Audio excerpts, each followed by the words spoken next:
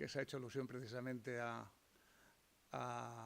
como director del Plan Andaluz del Dolor, y para mí es una gran satisfacción y motivo de felicitación al uso racional del medicamento y al ilustre Colegio de Fisioterapeutas de Andalucía por esta sinergia que se ha hecho para realizar estas jornadas de afrontamiento activo del dolor. Por tanto, felicito a Regina, que ha sido la promotora, y le agradezco que me haya invitado. Que me haya invitado no ya como director del plan, sino como paciente. ¿Me veis con el bastón? Pues yo, digamos que hoy soy un paradigma de lo que es la conexión entre el dolor y los fisioterapeutas. Hace unos meses me operé de una estenosis de canal, gracias a una serie de medicación, estoy sin dolor, pero no me podía mover de la cama hace 2 meses.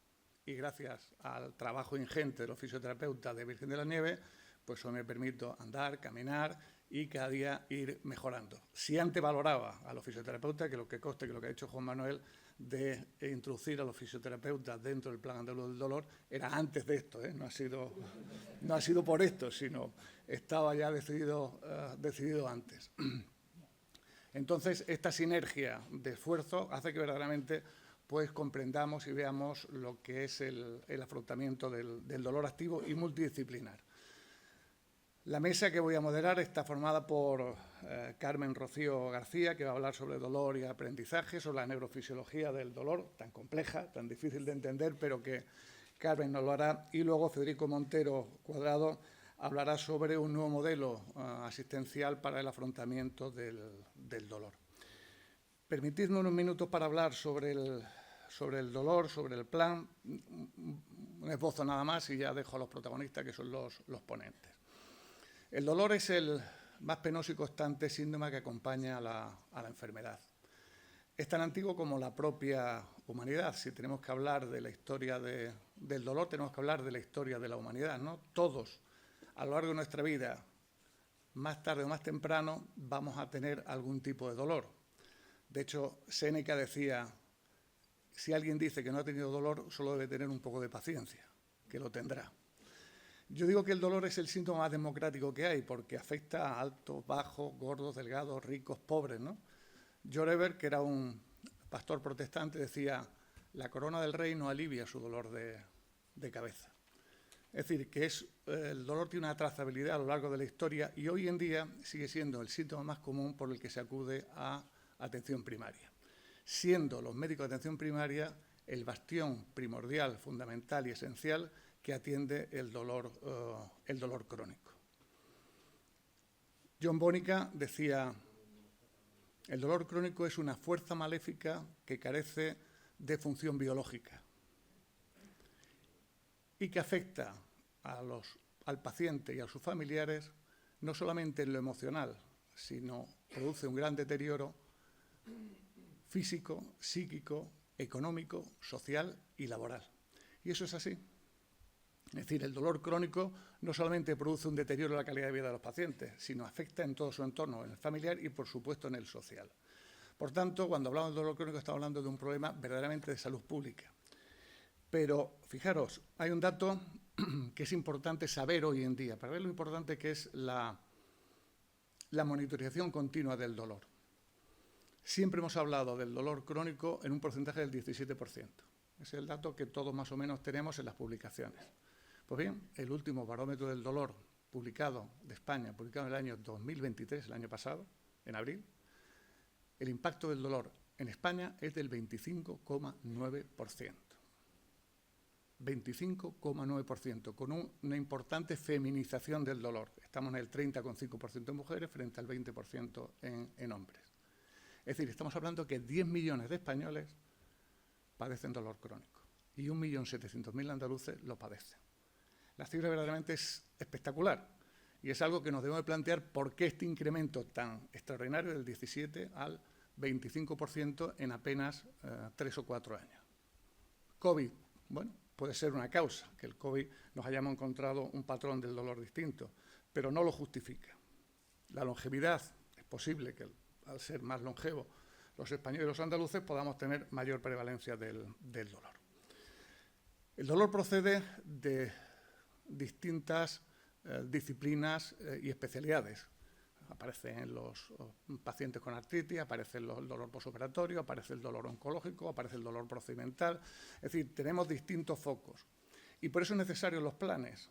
El plan no es otra cosa que un documento marco que recoge la fórmula integral de tratamiento del dolor. Por tanto, como ha dicho antes nuestro delegado de salud, es multidisciplinar, que eso es lo fundamental, no solamente es de los anestesiólogos ni del médico de atención primaria, sino es multidisciplinar.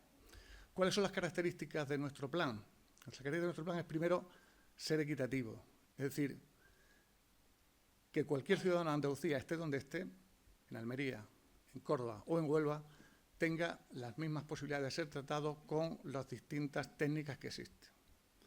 Participativo.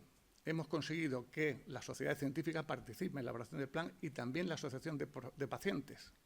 Por eso, como decía también Indalecio, es esencial, es el núcleo fundamental del dolor, nuestros pacientes.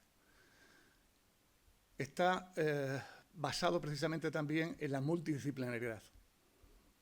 Psicólogos, fisioterapeutas, enfermería, rehabilitación y anestesiólogos debemos estar unidos para hacer realidad el tratamiento y el verdadero afrontamiento del dolor. Esto no es cosa nuestra, no es cosa de los anestesiólogos. De acuerdo que hemos sido quizás lo que más tiempo hemos estado en la unidad del dolor, pero hoy en día se queda cojo la unidad del dolor si no contamos con estas especialidades que he comentado. Y finalmente, otra característica importante del dolor de este plan es que debe estar basado en resultados. De nada sirve escribir negro sobre blanco si luego no lo evaluamos, si luego no lo medimos, si luego no vemos si hemos sido eficaces a la hora de implantar este nuevo afrontamiento del dolor. Uno de los capítulos importantes de la consejería es la humanización. Es uno de los objetivos fundamentales. Nosotros también hemos incorporado la humanización al Plan Andaluz del Dolor en varios aspectos. El primero es la accesibilidad del paciente. Es incomprensible que desde la atención primaria no se pueda derivar un paciente a unidad del dolor. Se puede derivar a trauma, se puede derivar a reuma, se puede derivar a otras especialidades, a rehabilitación. Está dando vuelta el paciente por el sistema, termina yendo a la unidad del dolor al cabo de 2 años, y 2 años no digo al azar, sino digo con datos reales. El paciente con un cuadro de sensibilización central por la cronificación del dolor y sobre todo desafecto con el sistema, porque después de 2 años y 4 especialidades no han conseguido arreglarme mi problema. Entonces en el plan lleva incluido una de las cosas fundamentales, que es la derivación directa mediante una serie de criterios de los pacientes de atención primaria a unidad del dolor. Con el siguiente objetivo: paciente con dolor oncológico, verlos en menos de 15 días. Paciente con dolor neuropático, verlos en menos de 30 días. Y paciente con dolor nociceptivo, verlos en menos de 60 días. Este es un compromiso que en las 2 provincias donde hemos testeado este sistema, que ha sido Guadix, que es donde yo estoy, y Cádiz, lo hemos conseguido. Por tanto, no es difícil. Y puedo decir que los médicos de atención primaria derivan con mejor cualidad y mejor diagnosticados a los pacientes, incluso las especialidades. Esa es la experiencia que yo tengo después de 2 años realizando esta experiencia. El segundo aspecto de la humanización es la atención holística. De acuerdo que todos estamos con la EVA y hemos conseguido que la EVA sea la quinta vital, pero la EVA nos quedamos cortos. El dolor tiene un importante componente familiar, social y de vivencias pasadas, en los cuales se encuentran nuestras creencias, se encuentran nuestras capacidades de sentir y nuestra capacidad de vivir. Por tanto, no nos debemos conformar con dar un número objetivo, lo cual un EVA no nos sirve absolutamente para nada si no va acompañado de otros test o de otra escala, que son de calidad de vida. Por tanto, no solamente, incluso la espiritual debemos incluirla en esa evaluación. Por tanto, no debemos dejarnos solo en un dato frío de la EVA, sino incluir otras escalas que nos acerquen al conocimiento mayor del paciente. Otro de los cuadros de humanización es la autonomía y decisiones compartidas. Yo no cojo al paciente, ya el paciente no es un alumno, ya no el paciente es un mero ser pasivo, sino que debe ser activo en las decisiones. Mira, estas son las terapias que yo tengo. Vamos a ver cuál es la que mejor te conviene, vamos a ver cuál es la que mejor podemos acercar para este paciente. Y el paciente decida si le conviene, si no le conviene, si quiere esperar o si quiere una nueva opinión. Por tanto, es fundamental la autonomía del paciente y las decisiones compartidas. Y finalmente, que es la clave, es la coordinación y continuidad asistencial del paciente. A veces nos creíamos que cuando venía el paciente a la unidad del dolor lo veíamos en consulta y ahí se acababa. No se acaba, ahí empieza. Ahí empieza el paciente. ¿Cuál es el primer paso? Enfermería. Estamos implantando consultas de enfermería en la unidad del dolor para que a los 7 días llame al paciente si ha tomado opioides, si no ha tomado opioides, cómo está, cómo va. Después, el farmacéutico comunitario. El farmacéutico comunitario es un elemento fundamental en el seguimiento del paciente. Es el que nos va a decir la adherencia al tratamiento de los pacientes, porque es el que lo sabe. O nos va a decir si el paciente hace abuso de determinados fármacos. Por tanto, el farmacéutico comunitario es fundamental y esencial en el plan. Y, por supuesto, fisioterapia. Porque el tratamiento del dolor en determinadas patologías sin el fisioterapeuta, y lo digo hoy en día con bastante experiencia personal, no tiene sentido. Bueno, ¿y tenemos herramientas para sostener todo esto? Bueno, pues yo puedo decir que ahora mismo tenemos un gran equipo de atención primaria, bien preparado, bien formado, y que ya anuncio que desde esta escuela se va a hacer próximamente un nuevo curso de formación a gran escala sobre 34 médicos de atención primaria. Luego haremos otro curso, cada uno de un área de salud, para formar en dolor y que sepan lo que se hace en las unidades del dolor. Ya lo hicimos hace años y ya lo vamos a repetir. Estamos trabajando con la escuela para este sentido. Y además tenemos 23 unidades del dolor en toda Andalucía, dividida en 3 niveles, nivel 3, nivel 2 y nivel 1. Nivel 3 es la que tiene, digamos, toda la cartera de servicio. Hay 8. Nivel 2 es la que no tiene función docente, pero sí tiene consulta diaria. Hay 11. Y nivel 1, que es la que se dedica a hacer infiltraciones y que no tiene consulta diaria, hay 4. Hay 23. ¿A qué nivel estamos si nos comparamos a nivel nacional? Pues estamos en un nivel bastante alto y debemos sentirnos orgullosos. Andalucía cuenta con el 58% de los hospitales públicos con unidades del dolor, frente al 53% en Valencia, 39% en Madrid y 38% en Cataluña. Por tanto, tenemos que sentirnos orgullosos de lo que estamos haciendo y de lo que tenemos. Y además, contando con las privadas, a nivel nacional hay una unidad del dolor por cada 111.000 pacientes. En Andalucía tenemos una unidad del dolor por cada 88.000 pacientes. Por tanto, debemos sentirnos orgullosos de lo que estamos haciendo, de cómo lo estamos haciendo y de lo que aún tenemos que hacer. Y eso lo tenemos que hacer entre todos.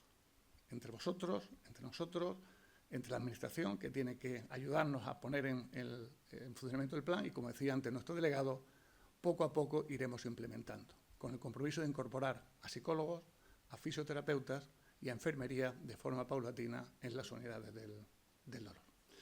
Y nada más, yo voy a dar paso ya a Carmen, que quizás me he entretenido demasiado, pero a veces el plan me apasiona y me alargo excesivamente. Muchísimas gracias. Carmen.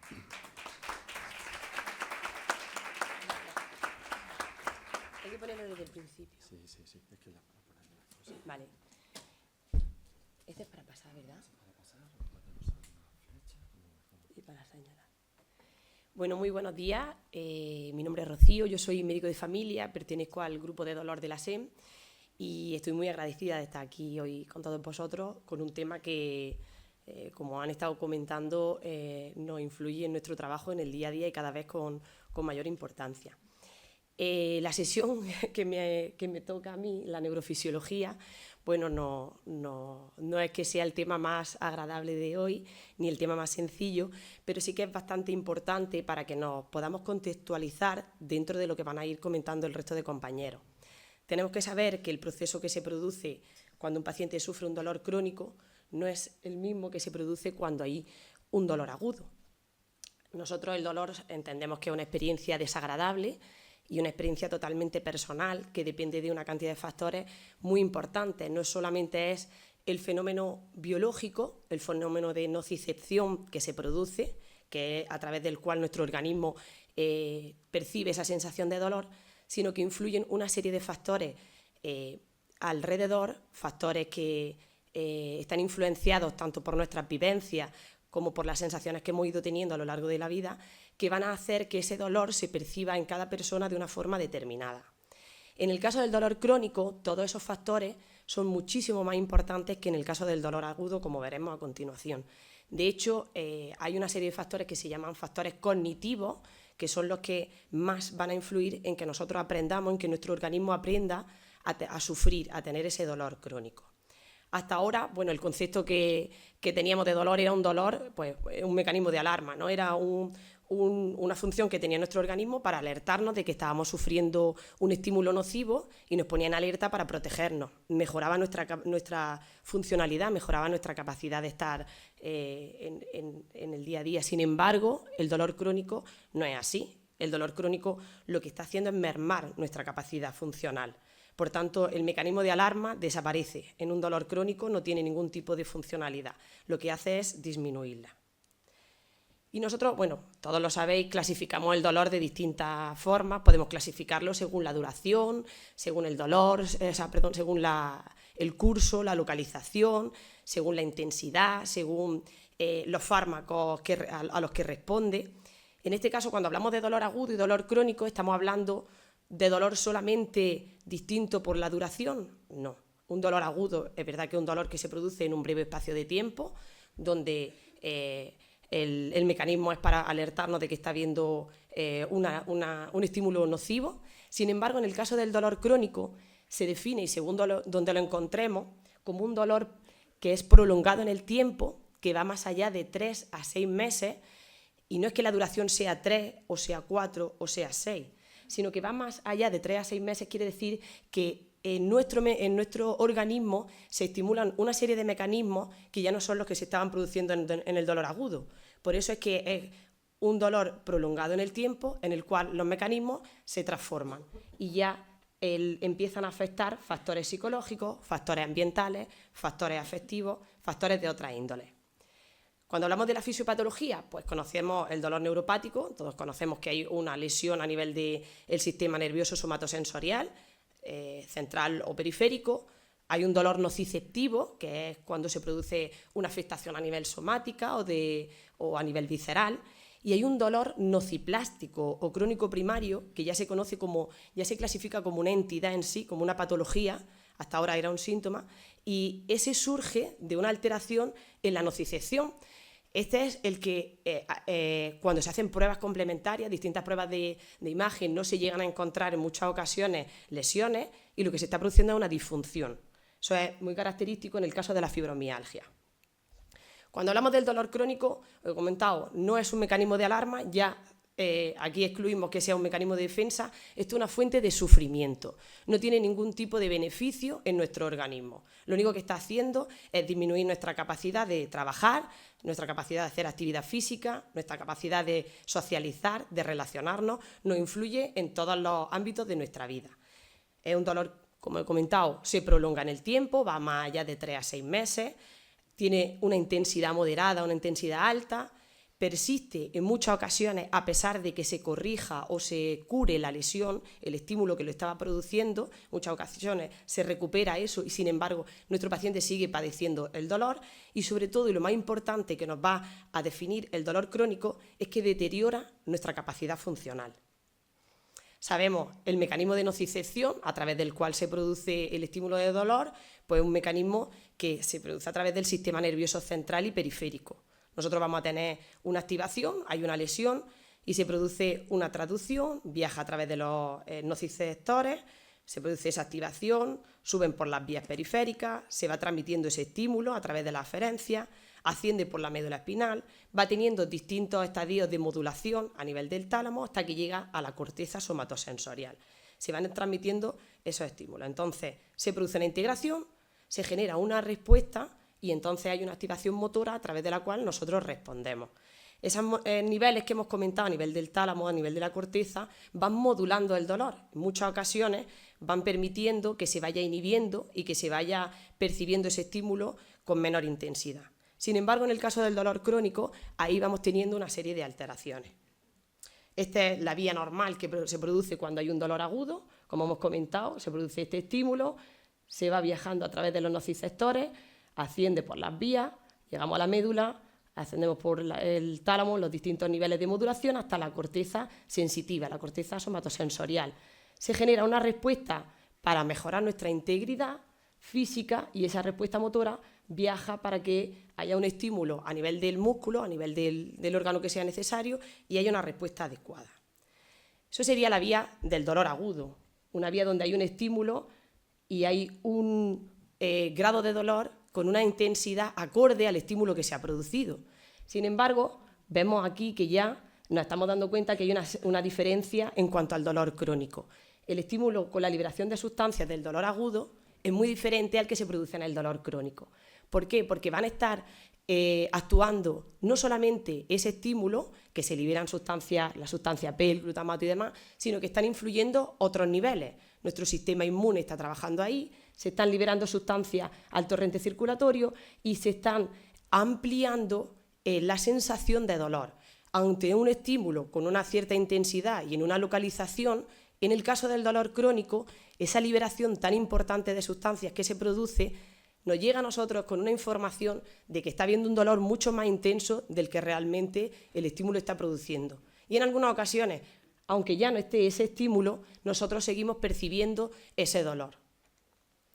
Los nociceptores, estos son los receptores que hemos comentado, a través de los cuales nosotros vamos percibiendo la sensación.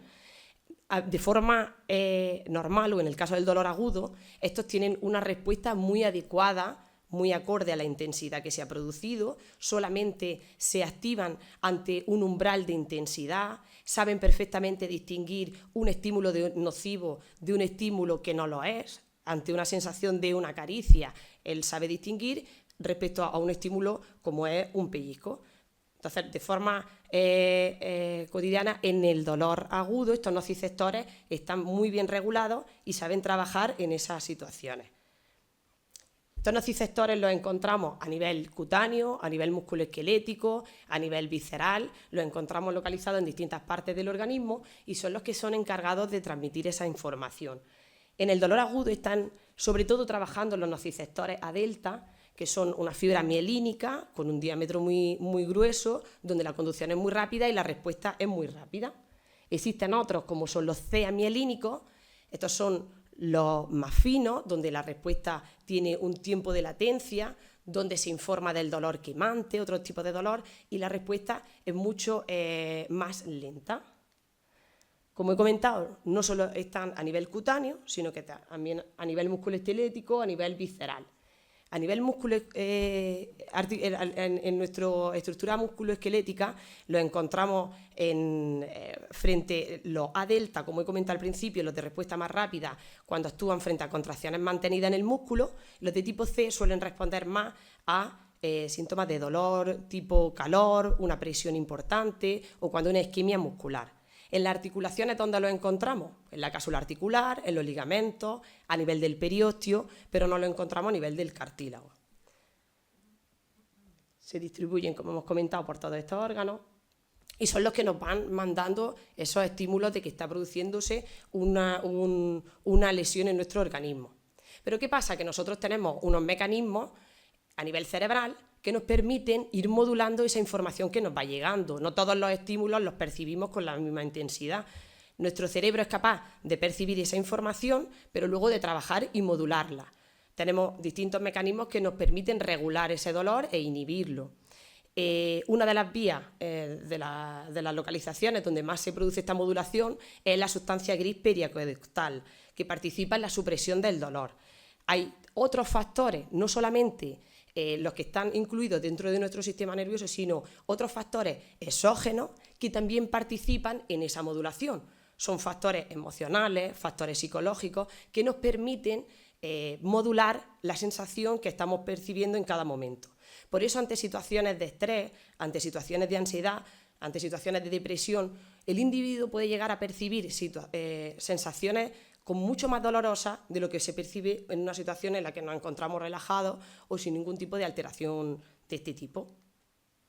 Hay una teoría, que es la teoría del control de compuertas, que nos explica muy bien esta regulación que se va haciendo de la sensación dolorosa.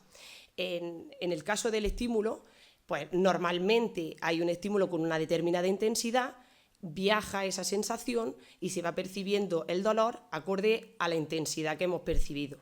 Pero sin embargo, cuando nosotros, a la vez de tener ese estímulo, también tenemos activadas otras señales, podemos llegar a inhibir esa sensación de dolor.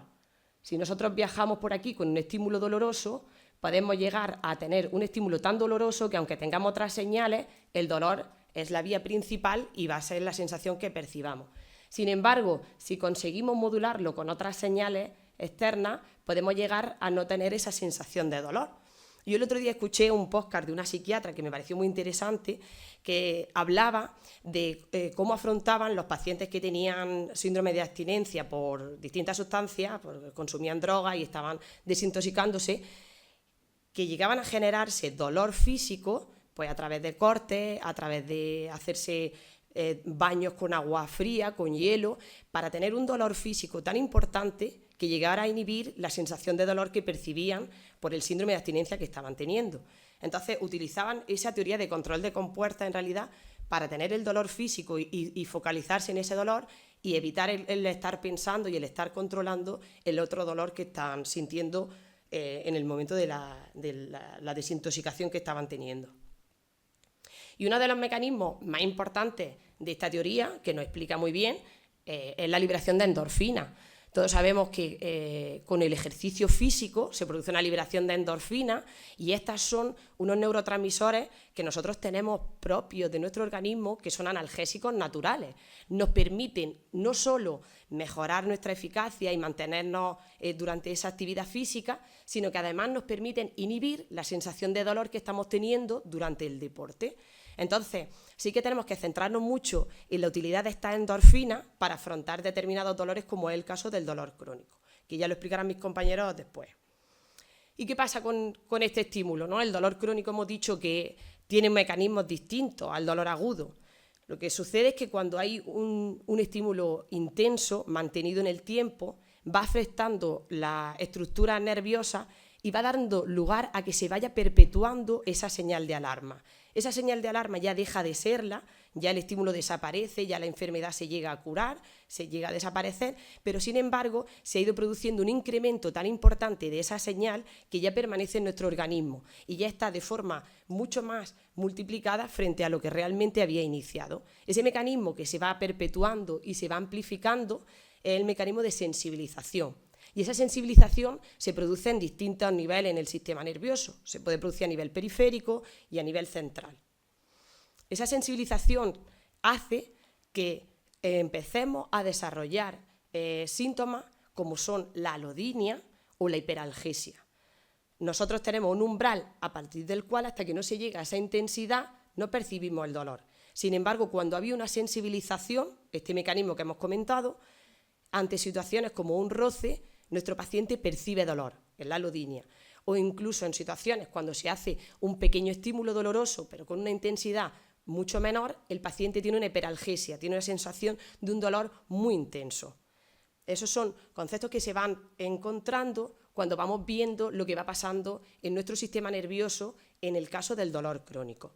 Se va produciendo unos mecanismos que se conocen plasticidad sináptica y es que se van produciendo modificaciones en el sistema nervioso. Y ya no solamente actúa la nocicepción pura y dura, como estaba pasando en el dolor agudo, sino que empiezan a intervenir otros sistemas, sistema endocrino, sistema inmune, y cada vez más se va multiplicando la sensación que va teniendo nuestro paciente, se va prolongando en el tiempo. En el dolor agudo todo está muy, muy protocolizado. Es una intensidad, hay un estímulo, nosotros tenemos una respuesta. Se recupera, desaparece ese estímulo, nosotros nos encontramos bien. En el dolor crónico se hace un casino, desaparece la lógica, no existe una relación entre el estímulo doloroso y la respuesta. Por eso en muchas ocasiones, como he comentado, ni las pruebas de imagen ni en pruebas complementarias se encuentra la lesión que está produciéndolo. Se va incrementando muy exageradamente la señal, la sensibilización que hemos comentado, y de forma que la transmisión de esta información al cerebro origina una reacción dolorosa desproporcionada. Todo este desarreglo se produce en el sistema nervioso en distintos niveles. Y eso es muy característico en enfermedades como son la fibromialgia, el síndrome de fatiga crónica, el síndrome del intestino irritable, la migraña o en el caso de intolerancia alimentaria. Cuando ya no hay sensibilización central, no hay estímulo que esté presente, pero sin embargo se produce esa activación de distintas sustancias, hay liberación de distintos neurotransmisores y al final se produce esa sensación. Esto es una serie de mecanismos que nosotros desarrollamos en nuestro organismo ante la situación de dolor crónico. Y lo que pasa es que nuestro organismo lo va aprendiendo y lo va memorizando. Siempre ese mecanismo de aprendizaje que tenemos nos ha permitido mejorar nuestra supervivencia, pero en este caso no nos está beneficiando en absoluto. Ese aprendizaje nosotros nos va haciendo que ante situaciones que relacionamos cuando teníamos ese dolor, nosotros activemos nuestro mecanismo de alarma, nuestro mecanismo de presentar dolor y sin embargo ni siquiera encontramos un estímulo que lo esté produciendo. Son situaciones de condicionamiento del dolor. El condicionamiento clásico hace que cuando nosotros vivimos experiencias dolorosas y la encuadramos dentro de un contexto, en otras ocasiones, cuando nosotros encontramos ese mismo contexto, percibimos esa sensación de dolor. Llegamos a ponernos en situación de alarma cuando realmente no está viendo ni siquiera ese estímulo. Se van produciendo mecanismos de neuroplasticidad, como he comentado, que son cambios a nivel del sistema nervioso en los cuales se van induciendo la aparición de conexiones nerviosas que cada vez van potenciando más que ese estímulo sea mucho más doloroso y va a afectar a cómo vamos procesando nosotros en nuestro sistema nervioso ese dolor. Son mecanismos cognitivos. Ahora quiero ver que veamos un vídeo, pero no se escucha. ¿Sí? Vale. Quiero que veamos un vídeo que creo que explica muy bien estos mecanismos de los que hemos hablado.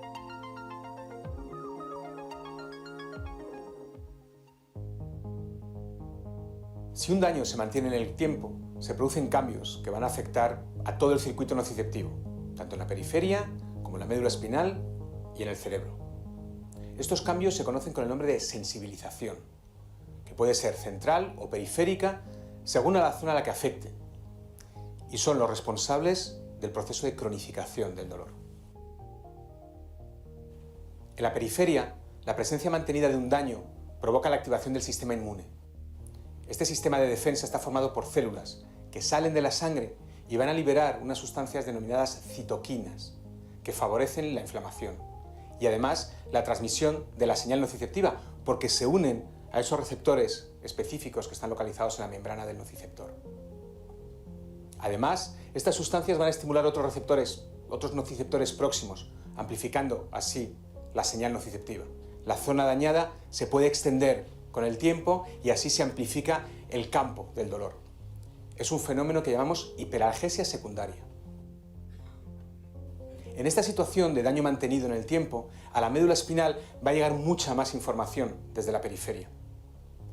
Esto supone que se va a producir una liberación masiva de neurotransmisores. Por supuesto glutamato, como en el dolor agudo, pero también otras sustancias, como la sustancia P, que son sustancias que se unen a unos receptores específicos localizados en la neurona espinal y que van a aumentar la cantidad de información que se transmite desde la médula. Además, esta liberación masiva de neurotransmisores provoca cambios importantes en las neuronas espinales, con liberación de sustancias como el óxido nítrico o la ciclooxigenasa, que pueden provocar respuestas proinflamatorias y pronociceptivas. La consecuencia de todos estos cambios a nivel espinal es una amplificación de la señal nociceptiva. A este fenómeno lo llamamos sensibilización central. En la médula espinal, además de las neuronas, existen otro tipo de células, llamadas células gliales, fundamentalmente microglía y astrocitos. Las células gliales son el equivalente en el sistema nervioso al sistema inmune en la periferia. Son células encargadas igualmente de defender al organismo de las agresiones, como el sistema inmune, y responden a ese exceso de información nociceptiva de la misma manera que en la periferia, liberando sustancias proinflamatorias. Estas sustancias van a crear un proceso de inflamación en la médula espinal, un proceso que va a contribuir enormemente a amplificar la información que va a ascender hacia el cerebro. Se ha comprobado además que en una situación de daño mantenido, frecuentemente los sistemas de control endógeno, los sistemas de analgesia endógena, no funcionan adecuadamente. Ese control inhibidor descendente que se activa por liberación de endorfinas es menos eficaz, menos capaz de contribuir a modular la información en la médula espinal, de forma que la cantidad de señal nociceptiva que va a llegar al cerebro va a verse igualmente incrementada. Todos estos cambios fisiológicos que se producen en situaciones de daño mantenido hacen que el sistema tenga muchas dificultades para poder funcionar normalmente.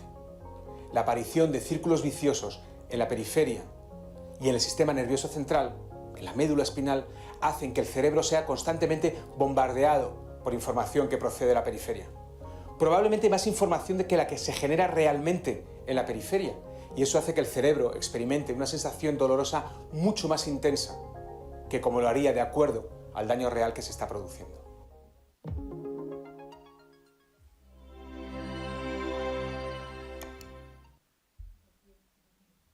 Muy bien.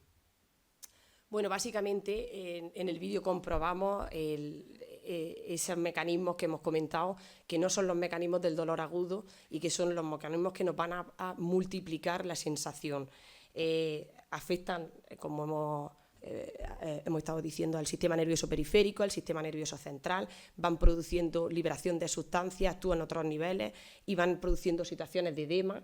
Ese edema hace que se libere, que se produzca una situación de isquemia local y esa isquemia local entra en un círculo vicioso donde va liberando más sustancias neurovasoactivas. Entramos en un círculo vicioso en el cual no tenemos mecanismos ni tenemos recursos para afrontar la sensación. El proceso de condicionamiento clásico es uno de los que más influyen, en el cual nosotros aprendemos a tener ese dolor crónico. Por eso uno de los campos donde más se quiere trabajar es en los campos de encontrar la manera de desaprender, además de trabajar a través de este modelo biopsicosocial, de forma integrada, donde el paciente forme parte de nuestro trabajo, es encontrar las vías para que este paciente desaprenda esas vías que ha ido aprendiendo por ese estímulo prolongado en el tiempo. Ese aprendizaje asociativo que ha ido haciendo a lo largo de la vida por tener los síntomas dolorosos. Además, las vías donde más se están transmitiendo el dolor y que más están involucradas en la percepción son las vías a nivel de la corteza somatosensorial, a nivel insular y cingulada, y estas son áreas que también trabajan a nivel del procesamiento emocional del dolor.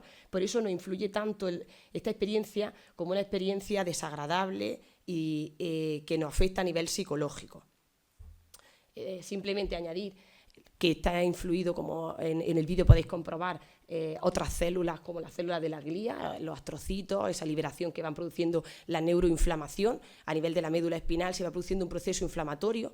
Muchas veces se ha visto en las neuralgias posherpéticas, a nivel de microscopía, se ha visto cómo se produce una hiperplasia a nivel de esa glía, ¿vale? Y además de todos estos factores, existe una serie de factores emocionales, cognitivos, experiencias que ha ido viviendo nuestro paciente que ayudan a modular la percepción. Ya lo veremos en las siguientes sesiones de mis compañeros, cómo todo esto va a contribuir al desarrollo que presenta el paciente del dolor crónico y a la forma en que las personas van a aprender a interpretar esa sensación. Sin más, os doy las gracias.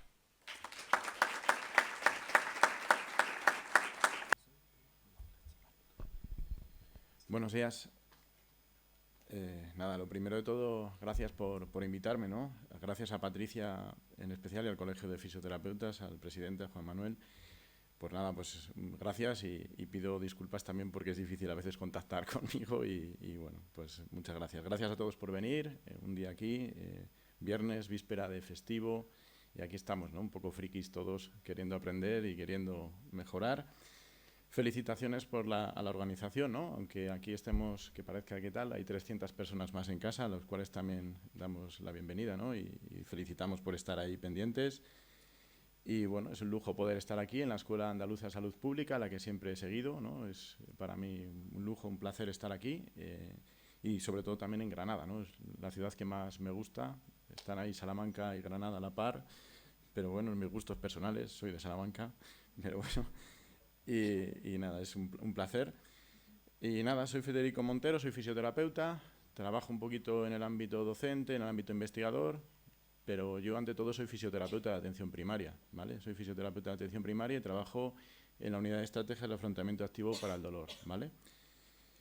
Bien, y la unidad de estrategias de afrontamiento activo para el dolor es una unidad para el tratamiento de las personas con dolor crónico en atención primaria en Castilla y León, ¿vale? Y es una unidad con varios pilares, el asistencial es fundamental, ¿no?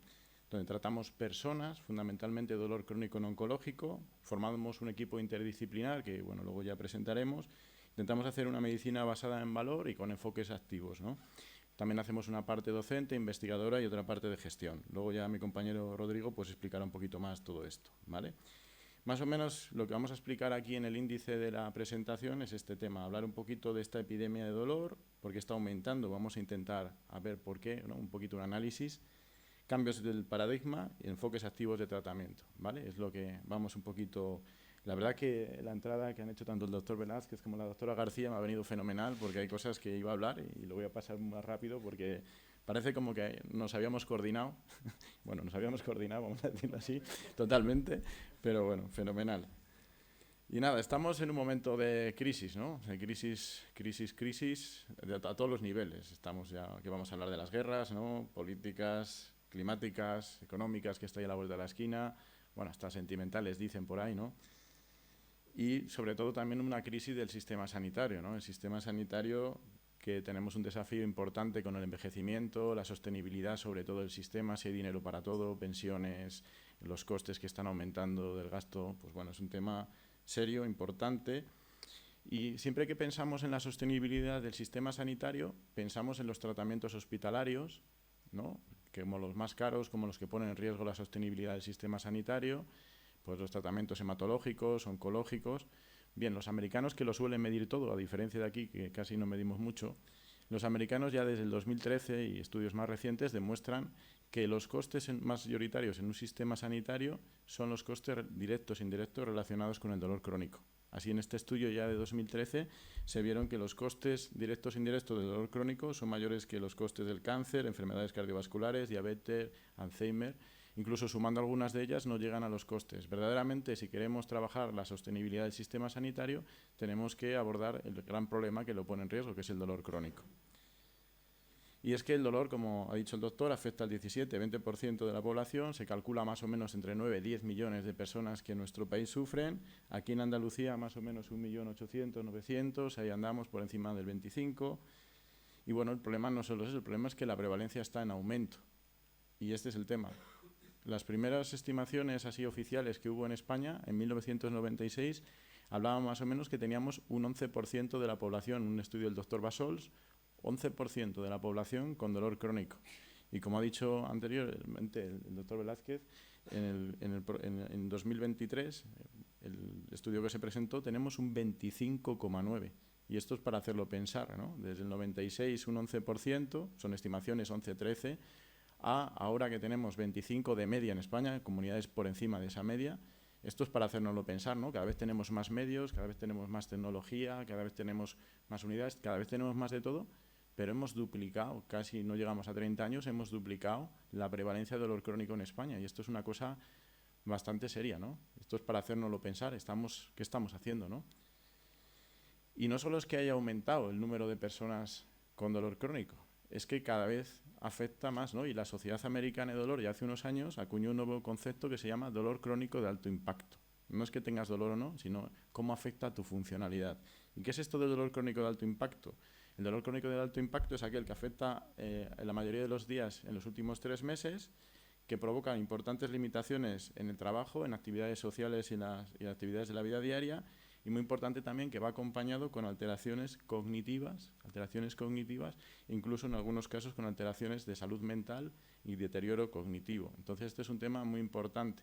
No es que tengas o no tengas dolor, es cómo te afecta a tu vida, y se ha demostrado que puede tener importantes repercusiones. En estos momentos se estima más o menos que en Estados Unidos, en este primer estudio estaba en 4,8 y calculan que está en 7,5, datos de este año, ¿vale? Y también se está viendo que han aumentado las necesidades de rehabilitación. Este es un estudio de Lancet, donde se ha visto un estudio retrospectivo a 30 años, cómo han ido aumentando las necesidades de rehabilitación, cómo también en un estudio de estimación prospectiva se ven que van a aumentar más, y como ven ustedes en el gráfico de la derecha, aquí, lo que se ha visto es que aumenta sobre todo las necesidades por trastornos musculoesqueléticos. Siempre pensamos también que la discapacidad está asociada a otras cosas, no.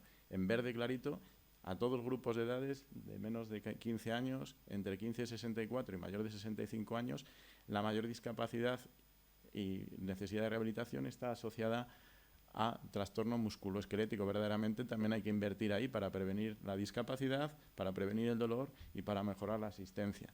Y a todo esto, estos estudios estaban hechos antes, que como ha dicho el doctor, del COVID, ¿no? Y una de las mayores prevalencias de secuelas del COVID también es el dolor musculoesquelético. Está claro que también está la disnea, pero el dolor musculoesquelético está presente en el 96% de los pacientes que tienen síndrome post-COVID.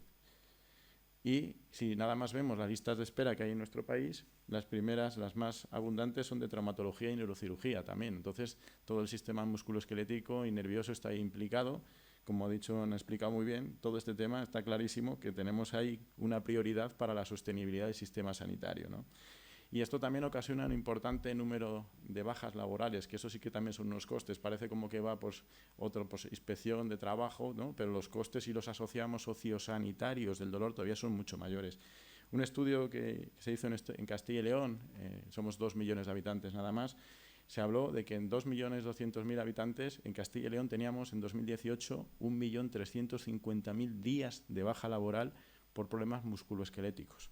Esto también es un tema muy, muy importante y que desde los inspectores de trabajo están alarmados porque ha aumentado muchísimo todo el problema de las bajas laborales, los costes que esto lleva asociado, y es un problema también en riesgo para la sostenibilidad del sistema sanitario. Y es que esto se ha demostrado que el dolor crónico, más o menos entre el 2,5 y el 3% del Producto Interior Bruto, ocasiona en un país, ¿vale?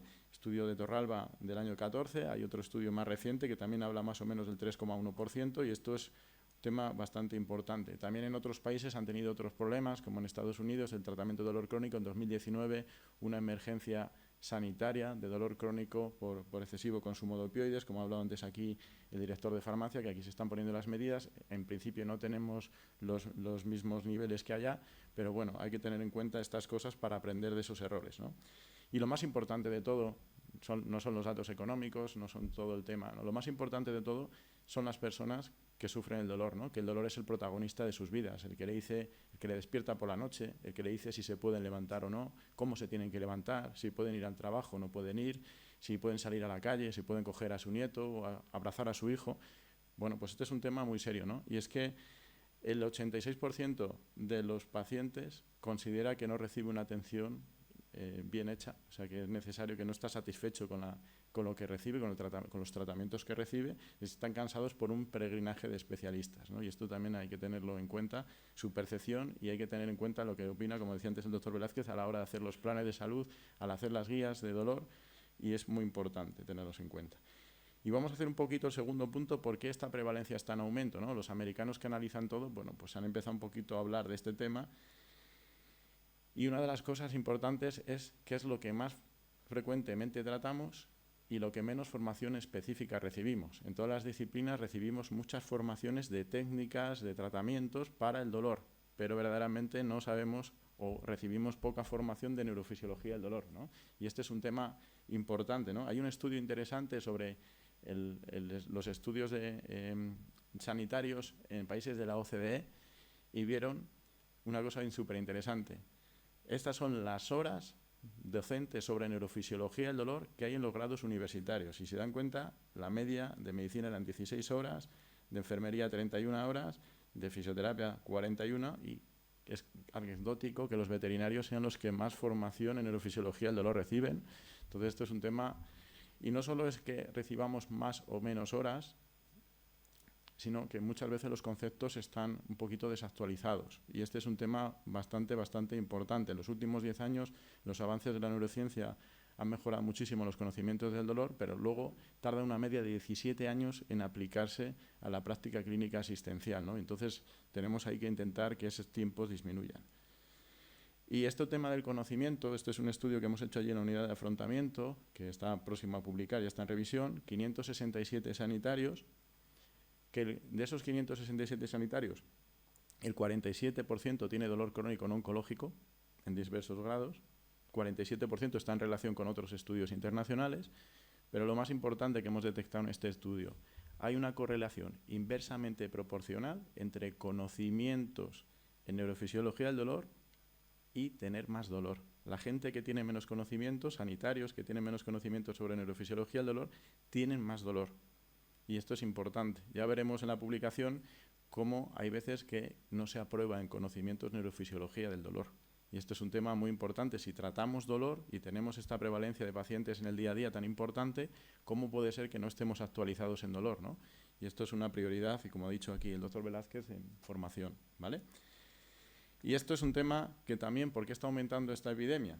Hay muchos tabúes encima referidos al dolor, ¿no? Hablamos del envejecimiento. La revista The Lancet en 2018 hizo un monográfico sobre la lumbalgia y en ese monográfico, claro, decían, hay muchos tabúes que se están tratando referentes al dolor que no son verdad. Mire, en el siguiente gráfico podemos ver, aquí en el eje de abscisas, vemos en azul, por grupos de edades, de 0 a 5 años hasta más de 80, de 5 en 5, vemos más o menos lo que se podría considerar lesiones degenerativas del cuerpo humano, del organismo. Más bien diría yo envejecimiento, que es como lo dice así la revista The Lancet.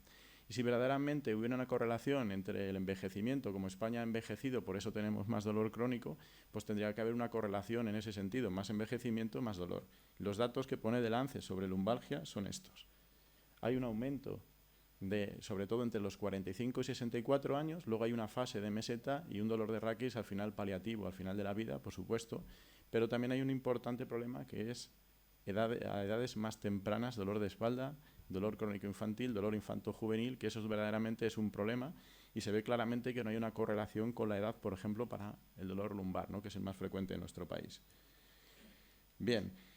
Y este es el tema, 25,9% de la población, mayoritariamente mujeres, los datos que ha dado el doctor Velázquez, pero una media de 51,5 años.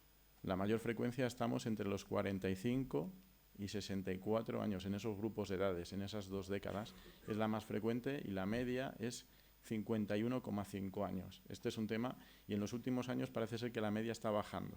O sea, cada vez la gente más joven está teniendo más dolor, ¿vale?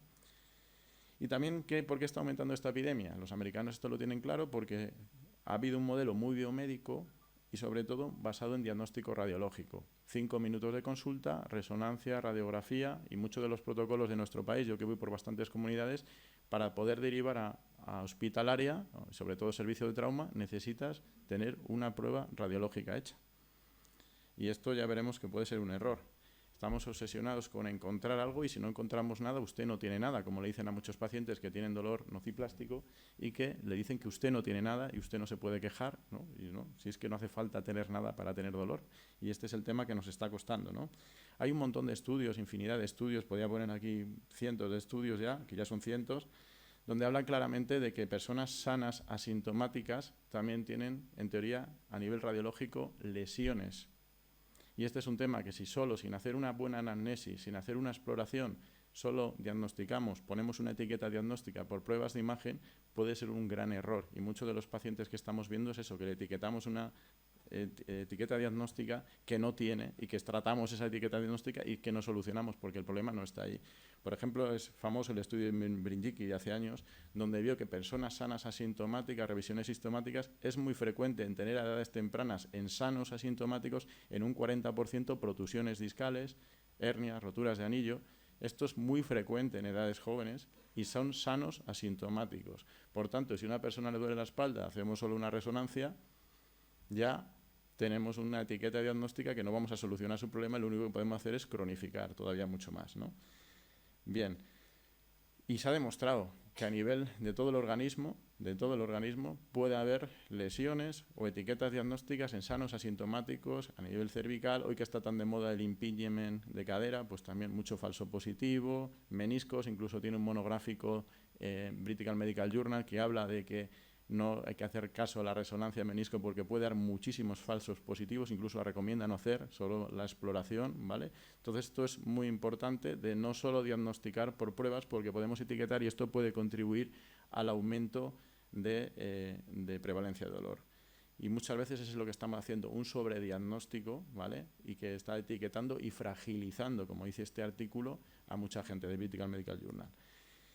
Y es que hacerlo de manera rutinaria no es que esté mal, no es que, bueno, que no merezca la pena o que no haya que hacerlo, esto de derivar y a hospitalaria con una prueba diagnóstica, no, es que se ha demostrado, por ejemplo, en lumbalgia, que solo necesitaríamos entre un 5 y un 10% de pruebas diagnósticas. Esto supondría un ahorro muy importante económico de radiar a las personas, pero además otra cosa muy importante, en una revisión con 405.965 pacientes, se ha demostrado que aquellos pacientes que sometían a una prueba de imagen de forma precoz, cuando tenían lumbalgia, hacerle rápido una resonancia, una radiografía, hacía que estos pacientes tuvieran más riesgo de someterse a cirugía, 1,48 de ratio frente a 0,12, eso es una barbaridad, que además tuvieran que tomar más fármacos y que a medio largo plazo estuvieran mucho peor.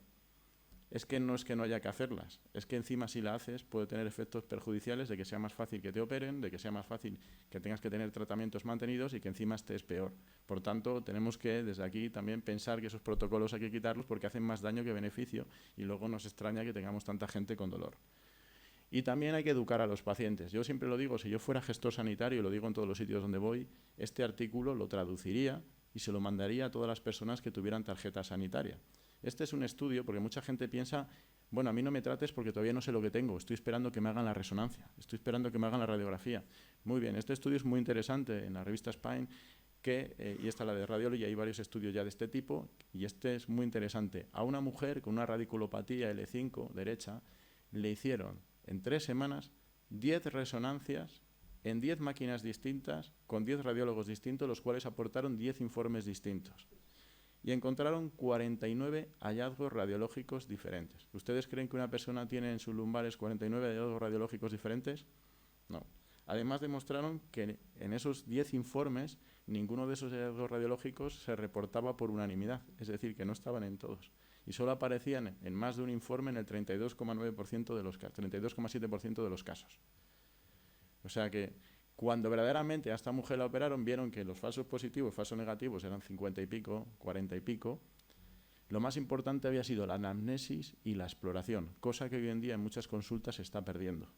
Por falta de tiempo, por lo que sea, pero estamos luego haciendo mal gasto, estamos haciendo mal diagnóstico y estamos haciendo que eso no se trate bien y que cronifique y que aumente esa prevalencia.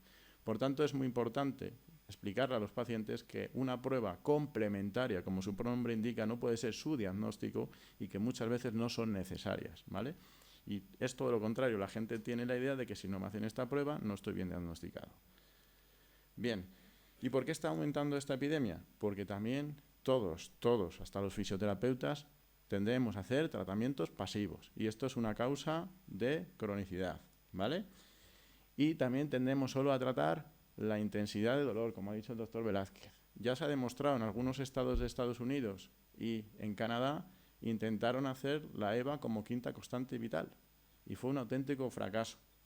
Aquí se demuestra en este estudio donde se ha demostrado que el hecho de centrarnos solo en la intensidad de dolor viene muy bien para el dolor agudo, la intensidad de dolor, pero para el dolor crónico puede ser hasta contraproducente. Aquellos pacientes que trabajaron solo la intensidad de dolor con dolor crónico vieron que había una variabilidad de un 2,44%, ¿vale? O sea, de 2,44 puntos en la EVA diaria, si lo tomáramos varias veces a lo largo del día, 2,44 puntos. Bueno, esto de desviación estándar, esto es bastante, porque puedes tener 6 y puede ser 8 y pico, o puede ser 3,50, entonces no es nada objetivo. En dolor crónico, vuelvo a repetir, en dolor agudo sí, y que además que el estar hipervigilante a ver cuánta intensidad tengo, lo único que puede hacer es que todavía amplifiques más las señales y que tengas más dolor. Por tanto, en el dolor crónico no tenemos que centrarnos en la intensidad de dolor, ¿vale? Y lo que sí dicen las guías en los últimos años es que hay que tener enfoques activos como primeras líneas de tratamiento. Mirad, este es el monográfico que sacó de Lancet en 2018, donde en la columna del centro tenemos dolor agudo, en la de la derecha tenemos dolor crónico, ¿vale? Lumbar, y hablan claramente de consejo de mantener activo el paciente. Pues todavía hay gente hoy en día que se le está diciendo que haga reposo. Nos encontramos en la práctica clínica diaria, que nadie te toque y haz reposo. No, perdona, es que se aconseja que se mantenga activo. Se aconseja, bueno, ya hablaremos también, sería un debate muy interesante, el modelo alemán para las bajas laborales, muy interesante en algunos estados de Alemania, cómo los mantienen activos máximo que pueden, fundamental, y cómo es importante sobre todo educación y el ejercicio. Y otras terapias que hacemos nosotros, de terapia manual y otras cosillas, son segundas líneas de tratamiento. ¿Qué son segundas líneas de tratamiento? Que por sí mismas no van a solucionar un problema, si no están mezcladas o forman parte de un tratamiento multimodal junto a primeras líneas de tratamiento. Y esto es básico y fundamental. Hoy en día las guías de práctica clínica ya no están en formato SIN, A1, A2, ¿no? Están en formato GRADE, recomendaciones a hacer, recomendaciones no hacer, y es muy importante que haya primeras líneas de tratamiento de los tratamientos multimodales de los pacientes. Y muchas veces estamos tratando solo con segundas líneas de tratamiento y que son pasivas y que por sí mismas no van a hacer, y eso contribuye a que aumente la prevalencia del dolor crónico. También se ha visto que otros tratamientos, como por ejemplo el paracetamol, muy frecuente en pacientes que tienen dolor lumbar, pues no tiene recomendación, es decir, que puede ser hasta perjudicial. Esto está publicado en la revista The Lancet. En los antiinflamatorios no esteroideos se habla como segunda línea, incluso British Medical Journal en 2023 sacó un monográfico también diciendo que el abuso de antiinflamatorios no esteroideos tenía unos efectos secundarios, pero que también tendía a la cronificación de la lumbalgia. O sea que esto también hay que tenerlo en cuenta para que la gente abusa muchas veces de fármacos que parece que no son tan fuertes, pero que hay que tener muchísimo cuidado porque se han demostrado que tienen efecto a la cronicidad, ¿vale? Los opioides son un limitado uso para determinados pacientes, yo creo que esto hemos cambiado bastante y se está aprendiendo. Los corticoides, pues también, que antes se daban bastante y se está haciendo un uso más racional. Las infiltraciones epidurales para determinados pacientes, es lo que dice el limitado uso para determinados pacientes que tienen dolor lumbar crónico. Dolor lumbar crónico, estamos hablando, la columna de la derecha es dolor lumbar crónico, que quede clarísimo, en un dolor neuropático, en un dolor, bueno, por radiculopatía, pues clarísimamente se tendrá que hacer y por supuesto se hace en el día a día. Y las fusiones vertebrales, hay estudios que demuestran que a corto plazo las intervenciones quirúrgicas lumbares a corto plazo pueden aliviar, pero a medio y largo plazo, y sobre todo si ya metemos dos, pues todavía puede ser más perjudicial, ¿vale? Y en países que han emitido enfoques más activos ha demostrado que la prevalencia de dolor lumbar pues está disminuyendo, ¿vale?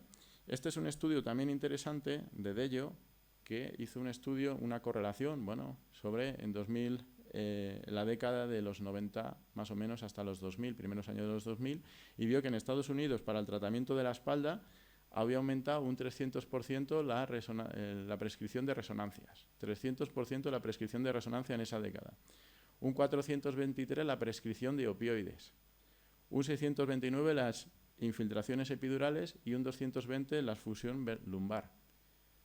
Esto es interesante. ¿Y qué pasó en esa década? Pues que aumentó un 5% la discapacidad asociada al dolor.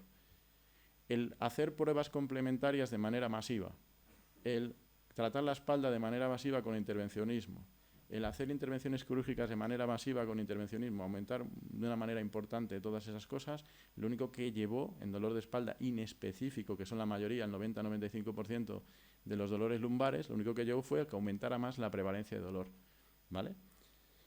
Y es que, como ha explicado la doctora muy bien, la doctora García, en el dolor agudo lo conocemos muy bien, la fisiología la entendemos muy bien, las técnicas quirúrgicas, farmacológicas, fisioterápicas funcionan muy bien, pero el dolor crónico no es tanta correlación anatómica.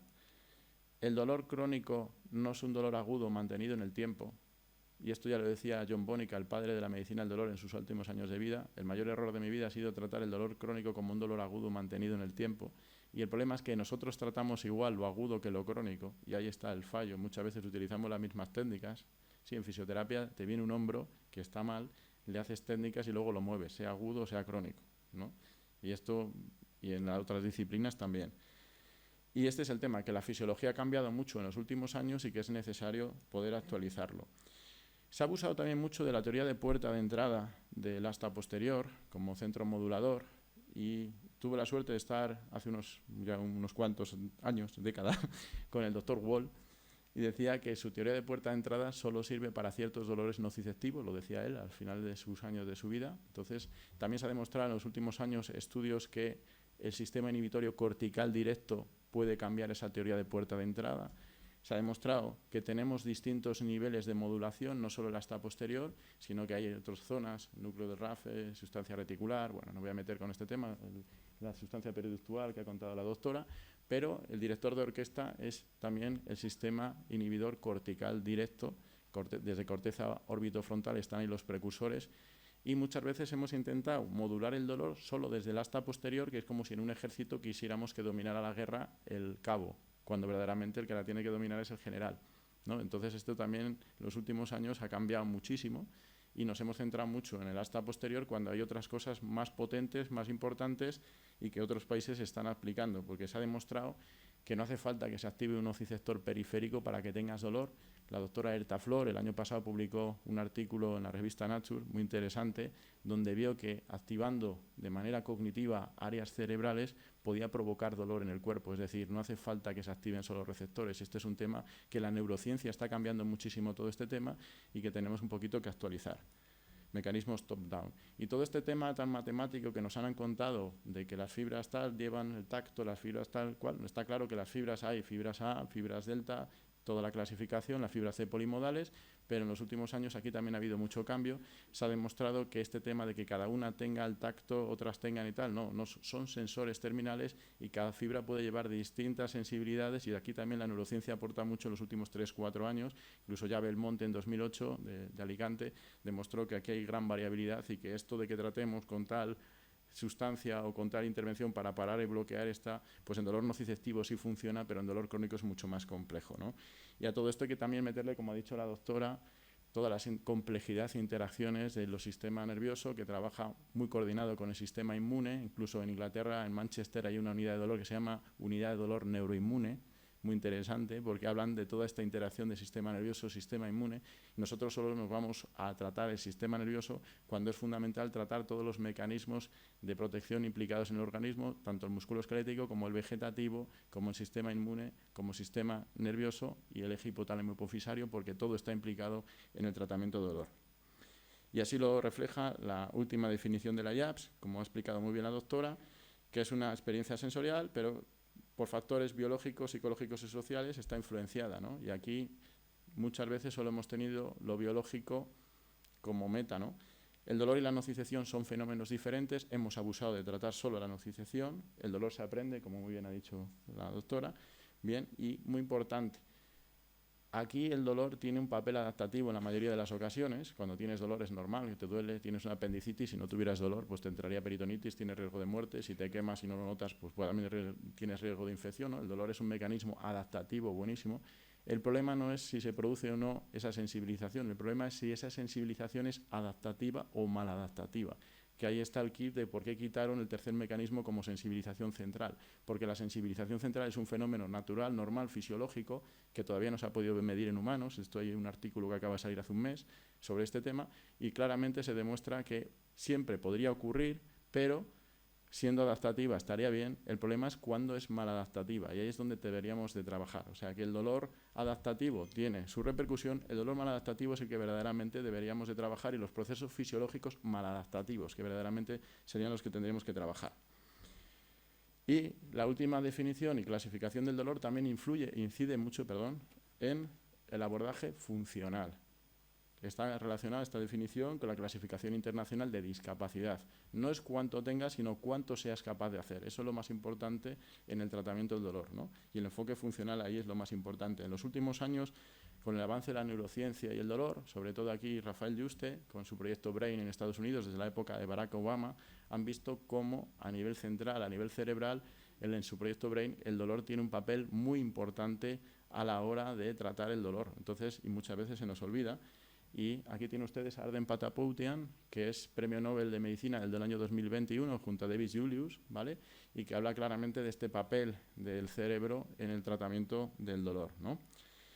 Y hay distintas teorías. Todavía no sabemos qué es el dolor, que quede clarísimo, y todavía nos quedan muchas cosas por aprender. Así lo dice también el proyecto BRAIN. Quedan muchas cosas por aprender, todavía nos quedan muchas cosas. Hay distintas teorías de tratamiento de dolor. Hoy en día la neurociencia está hablando mucho de la actividad cerebral, de los circuitos cerebrales maladaptativos que interfieren en la perseverancia de ese dolor, y esto es importante. Tenemos que también aprender a saber cómo podemos trabajar, desaprender, como decía la doctora, técnicas de modulación. Tuvimos la suerte de estar en el laboratorio de neuromodulación de Harvard, donde ellos van 10-15 años más adelantados con nosotros, donde ellos saben que en el dolor la red neuronal por defecto maladaptativa es la que muchas veces repercute, y que tratando esa red neuronal o ajustándola con la red atencional de saliencia y la red funcional verdaderamente puede mejorar mucho a estos pacientes. Nosotros eso todavía aquí no ha llegado, llegará, y esperemos que llegue porque está ayudando bastante por allí. Y bueno, pues todo este tema de conectoma, cambios de plasticidad cerebral, pues pueden dar buenos resultados, como en otros países los están dando.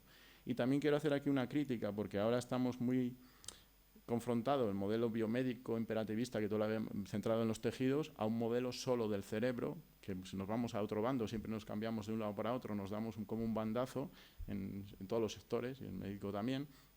Yo quiero dejar claro que aquí hay una gran variabilidad, hay que personalizar muchísimo, y que todo esto es una escala de grises. Y lo difícil es ver en qué grado en cada persona, sus tejidos o su cerebro, o qué está implicado su sistema, hay que ajustar en esa escala de grises y tratar para mejorar toda esa escala de grises y que el paciente recupere su funcionalidad, ¿vale? Y es que miren ustedes, esto que está aquí a la derecha es cuántas cosas influyen en la presentación de un dolor lumbar. Miles de correlaciones. ¿Ustedes creen que con una técnica, que con un estiramiento, que con una manipulación, que con una sustancia química, que con una intervención sobre la faceta vamos a mejorar con toda la cantidad de cosas que influyen en un dolor lumbar crónico? Esto es mucho más complejo. Y así es. Nosotros somos un organismo, somos un sistema complejo. Y muchas veces hemos tenido a simplificar con una etiqueta diagnóstica muy simple una cosa muy compleja. Con la inteligencia artificial y con todos estos datos hoy en día, el modelo predictivo de dolor, también se está descubriendo todas estas cosas, que esto es mucho más complejo y que se necesitan tratamientos multimodales verdaderamente para que podamos revertir todos esos cambios. Y lo que decíamos antes, no tratamos dolor, tratamos a personas con dolor y, muy importante, el sufrimiento que está asociado a ese dolor. Eso es lo que verdaderamente podemos modificar, ¿no? Y en ese sufrimiento pues influyen factores cognitivos, factores fisiológicos sensoriales, pero también afectivos, emocionales, culturales, sociales, incluso espirituales, como muy bien decía el doctor Velázquez. Y este tema es lo que influye en el dolor o cómo podemos mejorar ese sufrimiento del dolor. Y muchas veces solo estamos con el físico, con el tratamiento físico, y se nos olvidan todas las otras dimensiones que influyen en ese sufrimiento. Y esto solo se puede trabajar con enfoques interdisciplinares y transdisciplinares, equipos interdisciplinares, transdisciplinares, enfoques multimodales que puedan abordar la mayor de esas dimensiones, ¿no? Y esto solo se puede hacer a través de programas, no de sesiones aisladas, ni de tratamientos, ni de técnicas concretas. Y esto es muy importante que entendamos, porque en otros países que lo están haciendo así, verdaderamente han logrado disminuir esta prevalencia de dolor crónico. Y al final, toda esta complejidad, lo único que podemos objetivizar es no sabemos por qué se debe el dolor, si se debe a un cambio en la sensibilización, si se debe a un cambio en el sistema inmune, por qué se debe esa perpetuación de dolor. Fluyen miles de cosas. Lo que sí podemos objetivizar es cómo afecta ese dolor a la funcionalidad del paciente, a nivel cognitivo, a nivel emocional, a nivel físico, a nivel social, y eso es lo que verdaderamente podemos trabajar. Lo que podemos objetivar, qué está disminuido y cómo podemos mejorar eso para mejorar su funcionalidad, y eso repercute directamente en su calidad de vida, ¿no? Y estamos en este sentido en un cambio de paradigma en el tratamiento de dolor, de un modelo paternalista, que todavía se ve en algunos sitios, a un modelo centrado en el paciente, pero para que el paciente pueda decidir tiene que estar bien informado. De un modelo basado en los tejidos a un modelo más holístico, y de un modelo pasivo, centrado en la intensidad de dolor, a un modelo donde el paciente es la parte activa, buscando la funcionalidad y la mejora de la calidad de vida. Verdaderamente este es el cambio de paradigma y ahí es donde tenemos que trabajar. Y esto es lo que intentamos trabajar en la unidad de estrategias de afrontamiento activo del dolor, ¿no? Y seguimos lo que dicen las guías de práctica clínica. Este artículo de British Medical Journal es una revisión sobre 44 guías de práctica clínica. 44 guías de práctica clínica, una revisión de todas ellas y una síntesis de las cosas más importantes que hay que trabajar con ellos. Hemos dicho que hay una gran complejidad del dolor, somos un organismo complejo y hoy en día con la inteligencia artificial y la neurociencia así nos lo demuestra, y es difícil etiquetar, como hemos etiquetado, causas de dolor crónico. Lo que se está atendiendo ahora es a fenotipar en aspectos funcionales, cómo afecta en cuanto a mecanismos de dolor, en afectación física, emocional, social, y en base a esa etiqueta, no, a ese fenotipo de dolor, tendríamos que ajustar los programas, los tratamientos, ¿no? Y esto es lo que se aconseja a nivel internacional. Seguimos centrados solo en etiquetas, cuando verdaderamente hay que centrarnos en fenotipos para meter este enfoque funcional y de calidad de vida, ¿vale? Estas recomendaciones hablan claramente de atención centrada en el paciente, pues detectar banderas rojas, que muchas veces el dolor crónico enmascara y hay que tenerlo en cuenta, valorar los aspectos psicosociales, uso selectivo de imagen, hacer exploración física, monitorizar progresos, ¿vale? Esto es importante. Y es lo que intentamos hacer en la unidad, programas multimodales, luego explicará Rodrigo, también individuales, por supuesto hay que adaptar a las características individuales, pero el grupo muchas veces es terapéutico y la funcionalidad social para el dolor es muy importante. Hay un estudio publicado en la revista Pain de que habla qué cosas influyeron en que se reagudizara dolor crónico en la época de la pandemia. Pensaron que era el sedentarismo una de las causas más importantes, pensaron que era el miedo, tal. Una de las cosas que más influyó en que las personas que tenían dolor crónico lo reagudizara en la pandemia fue el aislamiento social. Y este es un tema que se nos olvida. Para nosotros es muy importante. Desde hace años hemos visto que el grupo es terapéutico y el trabajo de la sociabilidad es muy importante también a la hora de recuperarse en el dolor crónico. Hacemos tratamientos multimodales con educación, ejercicio, imaginería motora, hacemos también electroestimulación directa transcraneal, magnética, psicoterapia, mindfulness, nutrición, pues muchos, el sueño también, unidad de sueño, muy importante trabajar. Y trabajamos con programas, no con técnicas aisladas. Esto es muy importante y no improvisamos qué tal es. No, el programa sabemos dónde estamos y dónde queremos llegar. Simplemente con la evaluación inicial, con todos los datos que recogemos desde hace ya bastantes años y tenemos miles de pacientes, sabemos por una evaluación inicial extensa, mediante reglas de predicción clínica, cuál sería el mejor tratamiento para ese paciente y así también hacer un buen uso de los recursos y no estar viendo a ver si funciona o no funciona como muchas veces hemos hecho hasta ahora, sino saber con las herramientas hoy en día, con la inteligencia artificial, con la digitalización, nos permite saber, más fácilmente saber cuál es el tratamiento más adecuado verdaderamente a estos pacientes, ¿vale?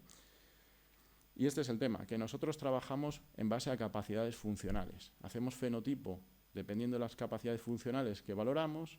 Ahí metemos en el programa u otro programa. Esto está también para salir ahora en una revista, tampoco lo publiquéis mucho por ahí porque todavía no está publicado, ¿vale? Y seguimos también un modelo australiano, que verdaderamente australianos han conseguido en algunos estados de Australia disminuir el dolor crónico con estos enfoques activos, y esto es de una guía de práctica clínica australiana donde habla claramente de que el primer paso para disminuir el dolor es que el paciente comprenda cómo funciona su dolor. Este es el primer paso, que comprenda. Y educación en dolor no es higiene postural, no es ergonomía, es que en este caso muchas veces ahora vemos alguna sugerencia de que hay que hacer educación posicional, incluso por alguna sociedad científica, nos sorprende muchísimo, digo, no hemos leído las guías de práctica clínica, en Francia lo tienen clarísimo, en Francia los niños que le enseñaron ergonomía y higiene postural en el colegio, 25 años después se dieron cuenta que eran los que más dolor crónico tenían. Más que los que no le habían explicado esas cosas. En las fábricas han metido enfoques funcionales y han quitado la ergonomía clásica, porque eso lo único que puede hacer es todavía fragilizar mucho más. Entonces, en algunos casos sí es necesario la ergonomía, en algunos casos sí es necesario, por supuesto, pero de manera generalizada en pacientes con dolor todavía podemos aumentar más la hipervigilancia, la kinesiofobia y el dolor, y hay muchos estudios que lo demuestran. Y este tema de educación del paciente es importante porque, como decía ante la doctora, la cognición influye mucho en la expresión del dolor, y este es un tema súper interesante, ¿no? Se ha demostrado también que aquellos pacientes que menos conocimientos tienen de dolor son los que peor están. Influye muchísimo, hay una relación inversamente proporcional. Por eso hay que invertir en que el paciente comprenda cómo funciona el dolor para que verdaderamente pueda afrontarlo de manera activa y saber qué debe hacer o qué podría hacer en cada momento. Y este tema de dolor no es explicar 4 cosas, es un proceso de aprendizaje. Y para aprender no es soltar información, como muchas veces se está haciendo con educación en dolor, no soltar información, el aprendizaje es otra cosa. El aprendizaje es que el paciente llegue a entender por sí mismo lo que le queremos transmitir y crear esperanza y sobre todo motivación para querer seguir aprendiendo sobre ello. Y eso no es fácil de hacer, eso es lo difícil, ¿vale? De todo este tema de la educación han salido revisiones sistemáticas en los últimos años, de los importantes beneficios que tiene. También se ha demostrado que se necesita un mínimo de 8 o 10 horas de educación mínimo para pacientes y no de golpe, sino en semanas, porque estamos en un proceso de cambio de estilo de vida. Ese desaprender es un cambio de estilo de vida, su vida es el dolor y necesita hacer un cambio de estilo de vida y es un mínimo de 10-12 semanas. Por eso los programas que trabajamos en la unidad mínimo tienen una duración de 12-14 semanas. Y esto es importante también de entender. No pensemos que lleva años con ese aprendizaje, querer cambiarlo en unas pocas semanas y querer resultados a corto plazo, ¿vale? Y también muy importante, herramientas como la entrevista motivacional que verdaderamente pueden influir en esa cognición, porque al fin y al cabo la cognición también influye sobre la modulación del dolor, como ha dicho la doctora, y es muy importante que la cognición se trabaje, no para todos los pacientes, sí para la mayoría, pero no todos, porque la modulación no es el 100% la cognición no es el 100% de la modulación del dolor. En algunos pacientes es poco, pero en la mayoría es bastante.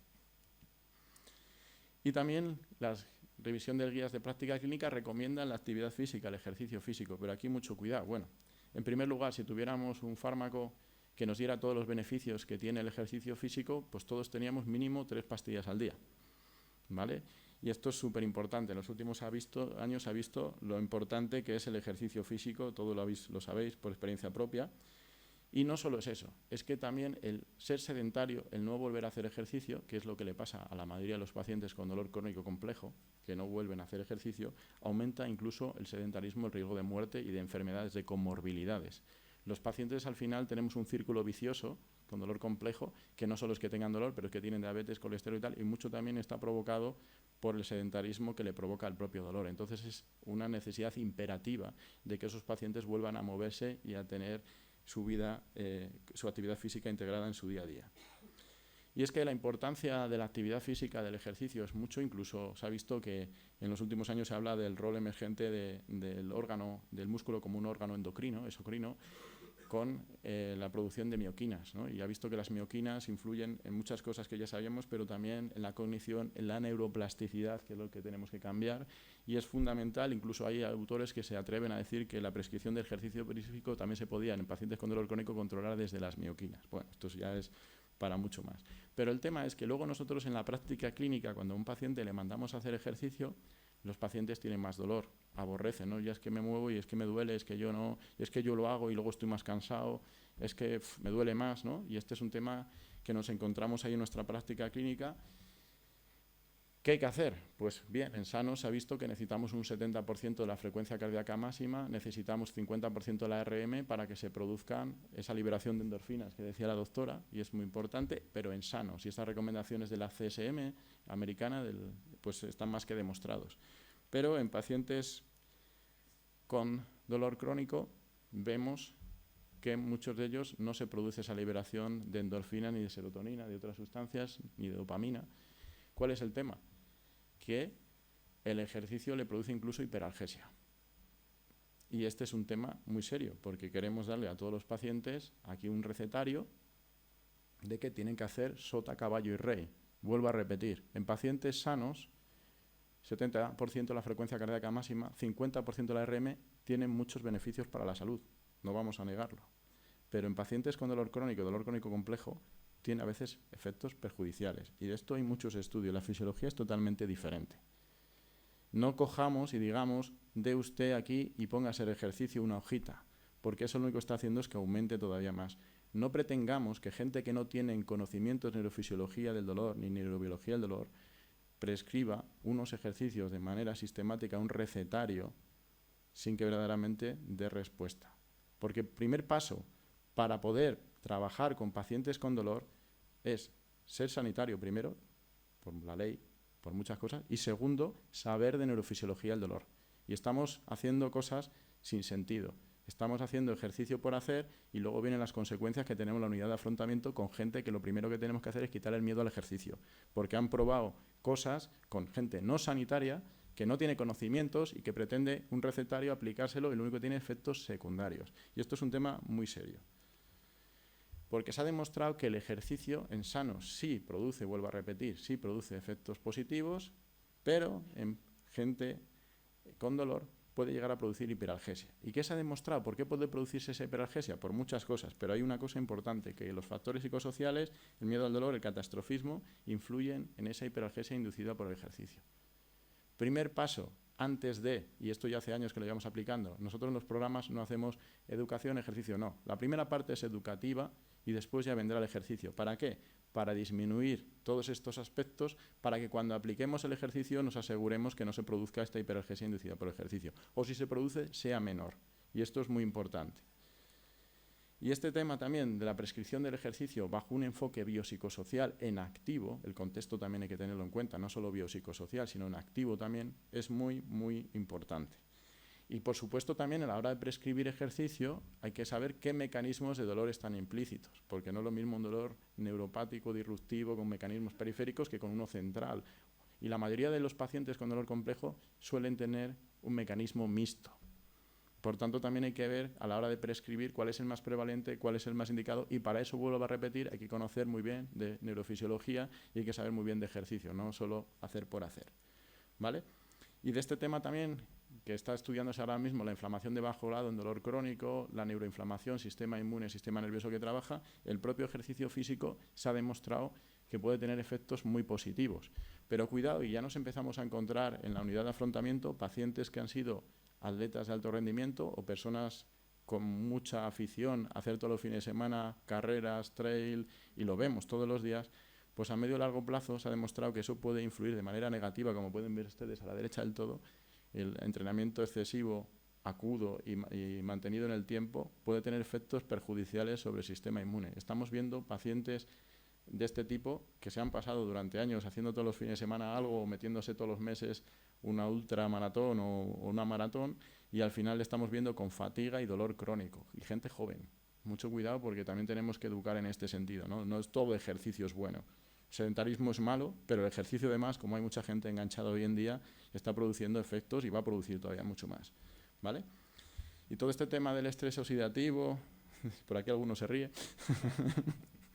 bueno, hay que informar, y están ahí los estudios, ¿vale? Entonces, el estrés oxidativo, el ejercicio y tal, y el dolor, pues también están muy relacionados, y el ejercicio también puede modular, pero cuando se den las circunstancias adecuadas, ¿vale? Y otra cosa muy importante, también se han demostrado los beneficios del ejercicio con la depresión, la ansiedad, que son también comorbilidades muy frecuentes en los pacientes con dolor crónico. Este cambio no solo se produce por los efectos periféricos, sino también por los efectos centrales, cognitivos, emocionales, afectivos, que con el dolor, que con el ejercicio se pueden producir, y esto también es importante a la hora de tener en cuenta, y los escandinavos tienen muy metido el trabajo de ejercicio con fisioterapeutas en unidades de salud mental. Los psiquiatras de allí trabajan muy coordinadamente para mejorar la esquizofrenia, trastornos bipolares, ansiedad, depresión, y es una cosa que aquí está costando, pero en países escandinavos lo tienen muy, muy desarrollado. Y también, como ha dicho la doctora, hay cambios a nivel central, cambios estructurales y funcionales, hay revisiones sistemáticas sobre todos los cambios que ocurren en el sistema nervioso con pacientes que tienen dolor crónico, y esto es muy importante, cómo disminuye la materia gris en el área prefrontal y dorsolateral. Ahí es donde está la corteza orbitofrontal, que es donde están los precursores del sistema inhibitorio, ahí es donde están, y ahí se producen esos cambios. En el tálamo, incluso en el hipocampo, a veces hay un aumento que está más relacionado con memorias de dolor. Esto verdaderamente ha cambiado mucho en los últimos años con la neurociencia, cada vez sabemos más, no son áreas, sino son circuitos, es el conectoma y la función, verdaderamente es conectoma y función en el ser humano, y cómo esto todo está cambiando, y todos estos cambios que hay, tanto en el conectoma como estructurales, y esa reorganización que se produce, necesitamos un reseteo en estos pacientes. Nos cuesta poco entender que en un paciente sufre un ictus, un acontecimiento cerebral, y pierde su sensibilidad, su movimiento, pierde hasta su dolor, y nos cuesta mucho entender que alteraciones de estos circuitos influyen en la perpetuación de que tú tengas una alteración de ese dolor. Y verdaderamente en otros países ya están trabajando estos sistemas de modulación cortical directo como coadyuvantes. Cuidado, que va a venir la fiebre de querer vendernos las máquinas y que como eso va a solucionar el problema. No. Eso es un primer enfoque, un primer tratamiento dentro de un tratamiento multimodal, pero si no hay una parte activa del paciente, esos circuitos no se van a fijar. Van a ser cambios momentáneos. Esto que lo tengamos también muy en cuenta, ¿vale? Y en este sentido, cada vez hay más estudios que demuestran esa capacidad neuroplástica del ejercicio, y a todos los niveles, no solo a nivel físico, sino también cognitivo, emocional, las memorias que también están alteradas. Por tanto, no es que haya que hacer ejercicio para sentarnos bien, para que todo el mundo se mueva, sino que podemos utilizar el ejercicio en ese círculo vicioso del sufrimiento y todas las partes, no solo la física, sino la emocional, la social, al hacerlo grupal, y todo el neuroplástico, químico, todo esto es muy importante. O sea, esto no es vamos a movernos que te tienes que mover. Es muy importante tener en cuenta todas las herramientas que tenemos para todos los cambios que se producen en el dolor crónico. Y mirad, esta es una chica de Tenerife, una chica de Tenerife que nos ha permitido que contemos su historia. Ella es una técnico de laboratorio que tuvo un accidente, una afectación del pleso mal diagnosticado, estuvo 2 años intervencionismo total y todo tipo de tratamientos, y al final la jubilaron con una pérdida de movilidad en su brazo derecho importantísimo, ¿no? Y cuando la vimos por primera vez en una formación, a mí me gustan las formaciones prácticas con gente y con todos, si podemos, y ella fue allí como paciente. Le hicimos una exploración somatosensorial, que casi nunca la hacemos, y es muy importante la exploración somatosensorial, y vimos que esta paciente, si veis, toda la parte derecha, todo el cuadrante derecho tenía alodinia, todo el brazo derecho, medio, ¿no? Si veis ahí, esto es del 10 de julio y veis la diferencia con el 7 de julio haciendo un tratamiento somatosensorial. Si veis en agosto, como ya va quedando mucho menos, y si veis como ya en septiembre cómo ya casi no queda nada, y si viéramos a la derecha una paciente que no levantaba el brazo, que le han hecho todo tipo de bloqueos, hasta operado el hombro, de todo tipo, haciendo una reestructuración de su área somatosensorial, con trabajo somatosensorial, conseguía mover. Y es que es fundamental. Si no tenemos una buena propiocepción, si no tenemos un buen trabajo somatosensorial, nuestra área premotora, cuando idea el movimiento, y en el feed forward de copia eferente, es normal que ponga más rigidez, es normal que ponga más dolor para que no te lesiones. Si no hay ese control motor, por así decirlo, central, no periférico. Por tanto, es muy importante meter también la exploración somatosensorial en este tipo de pacientes, y os puedo asegurar que muchos de ellos tienen alodinia, y eso se puede tratar, no es para siempre, y aquí hay mucha gente que ya la trata con buenos resultados, y este es un tema fundamental, que se nos olvida que el movimiento empieza aquí, se nos olvida que es necesario trabajar esas alteraciones somatosensoriales, que en pacientes neurológicos lo hacemos, pero se nos olvida en este tipo de pacientes cuando también hay alteraciones de sus circuitos que repercuten en la experiencia dolorosa. Bien, y por supuesto también a la hora, por ejemplo, de la fatiga, tenemos que ir a trabajar, porque la fatiga, el propio movimiento tiene una activación cerebral muy importante que no están preparados pacientes con fatiga crónica, pacientes con fibromialgia, pacientes con síndrome doloroso regional complejo, en donde a lo mejor tenemos que trabajar con otros coadyuvantes para producir un efecto, un reseteo, una activación que dura unos minutos y aprovechar ese trabajo para luego verdaderamente hacer el ejercicio con menos fatiga o con mayor capacidades, ¿no? Y en este sentido también todo lo que está evolucionando, la neurociencia y todo lo que está activando, por ejemplo, la realidad virtual, también puede ayudar a muchos de los pacientes, y vuelvo a repetir, como tratamiento coadyuvante. Si esto lo utilizamos mal, que en muchas clínicas de fisio solo le ponen al paciente a trabajar con realidad virtual, si no tiene capacidades para hacerlo, lo que puede hacer es al revés, más dolor, más rigidez, y esto también lo estamos viendo en la unidad de afrontamiento, ¿vale? Y bien, nosotros trabajamos con programas de ejercicio, pero el ejercicio no solo enfocado a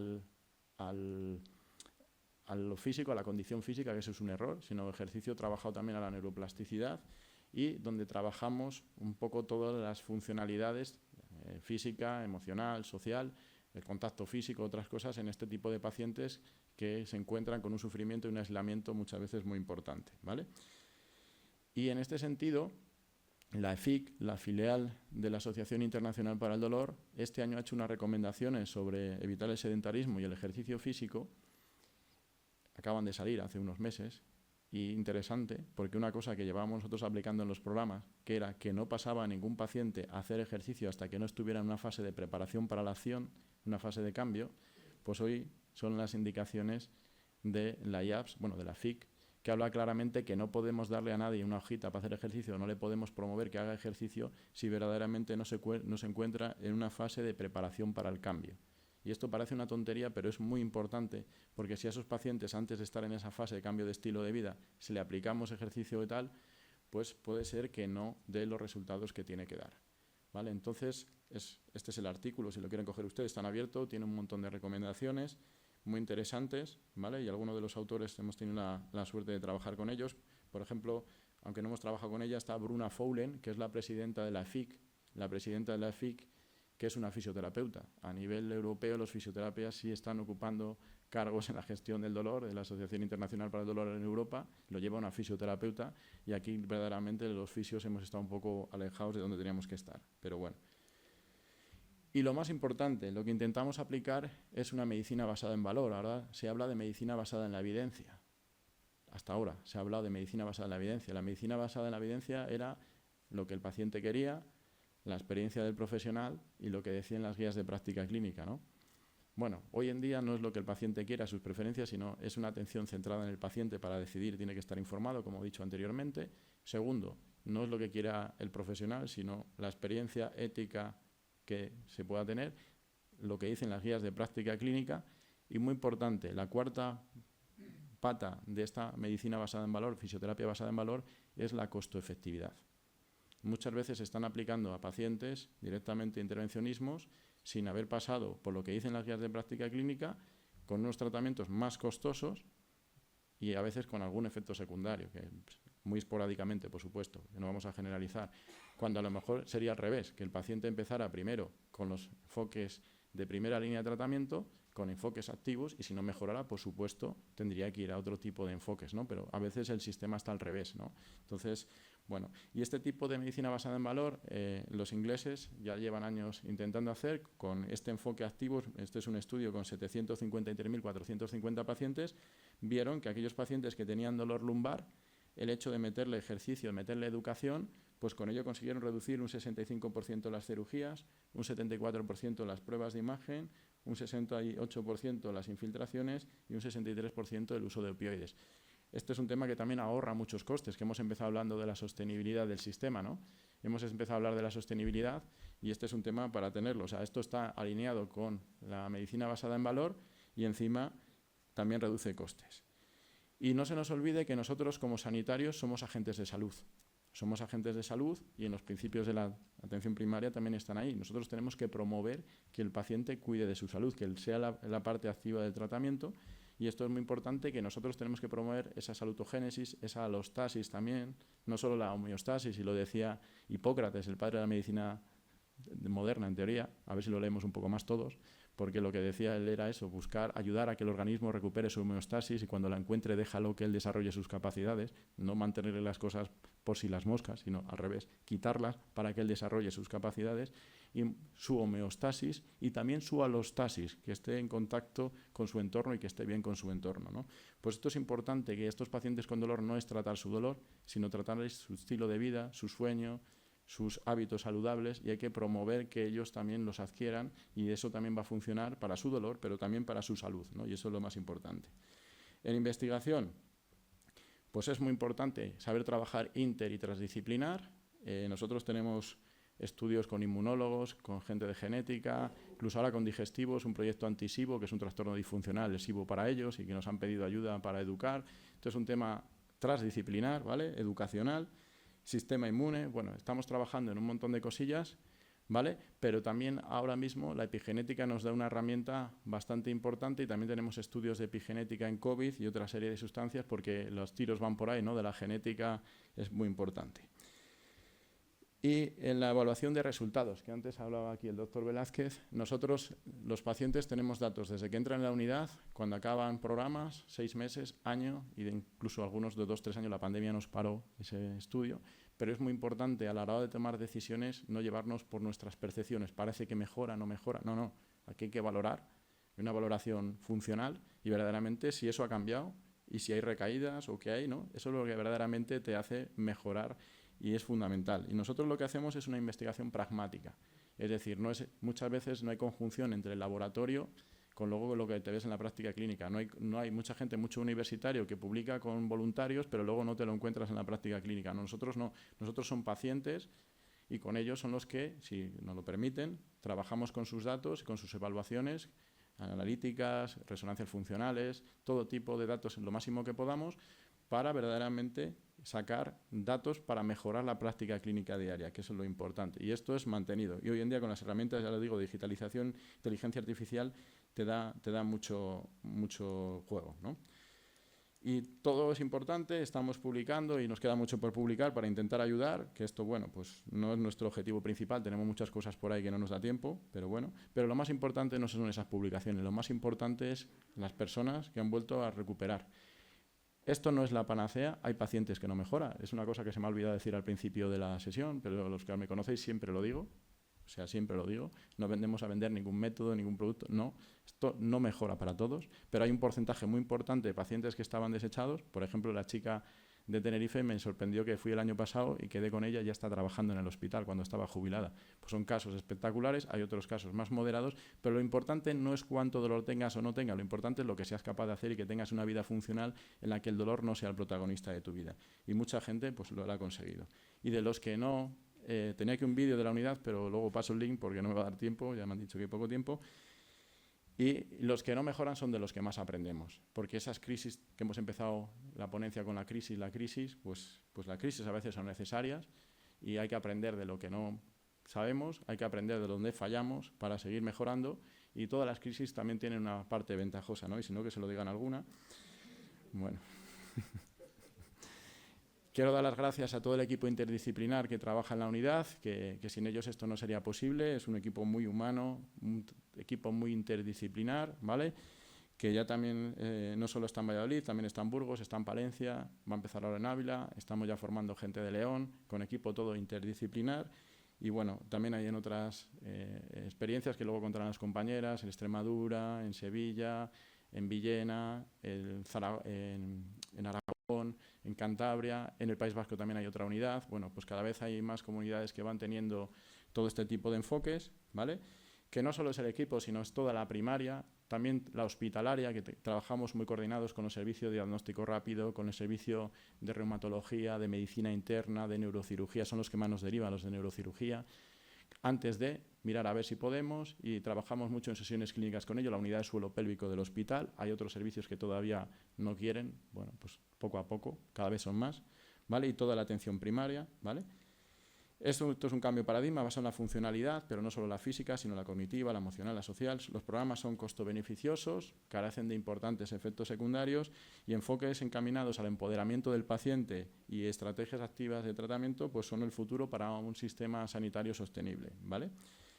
¿Qué es el afrontamiento? Pues pueden ser muchas cosas, ¿no? Muchísimas cosas que no me voy a parar porque ando mal de tiempo y no quiero quitar a los compañeros. El cambio de paradigma está aquí, estamos preparados, pues querer es y aprender sobre todo es hacer, eso también se lo decimos a los pacientes, aprender sobre todo es hacer, y hoy es el mejor día para comenzar. Si nos quedamos siempre vamos a tener excusas, ¿vale? La derrota no es el peor de los fracasos, no intentarlo es el verdadero fracaso, ¿vale? Esto es una foto de mi pueblo, es un pueblo pequeñito de Salamanca, el Cubo Don Sancho, estáis todos invitados cuando queráis, pero hay cosas muy bonitas para ver, ¿vale? Y bueno, el cambio de paradigma está ahí, pongámonos manos a la obra.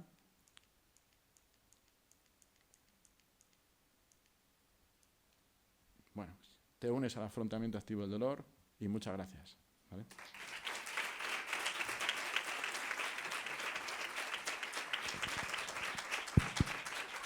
Sí, muchas gracias. Tenemos ahora un minuto para preguntas. Le quitamos 5 minutos al desayuno saludable. ¿Alguna pregunta? Bueno, pues entonces hago yo una pregunta a cada uno de mis compañeros de mesa. En primero a Rocío. Primero, felicidades a los dos. Realmente sensacional las presentaciones. Y complementarias, se ve que hemos trabajado antes preparando la mesa.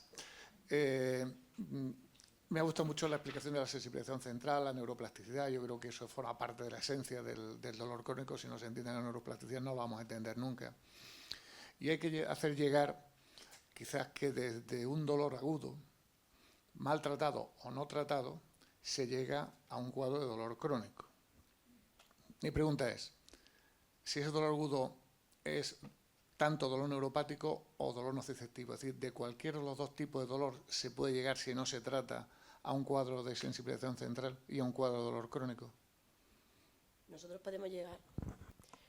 podemos llegar al proceso de sensibilización a través de los dos dolores. El dolor neuropático es uno de los dolores que más nos está produciendo ese mecanismo, porque es verdad que es donde se produce la afectación en el sistema somatosensorial a nivel periférico, a nivel central, y es donde se produce la lesión.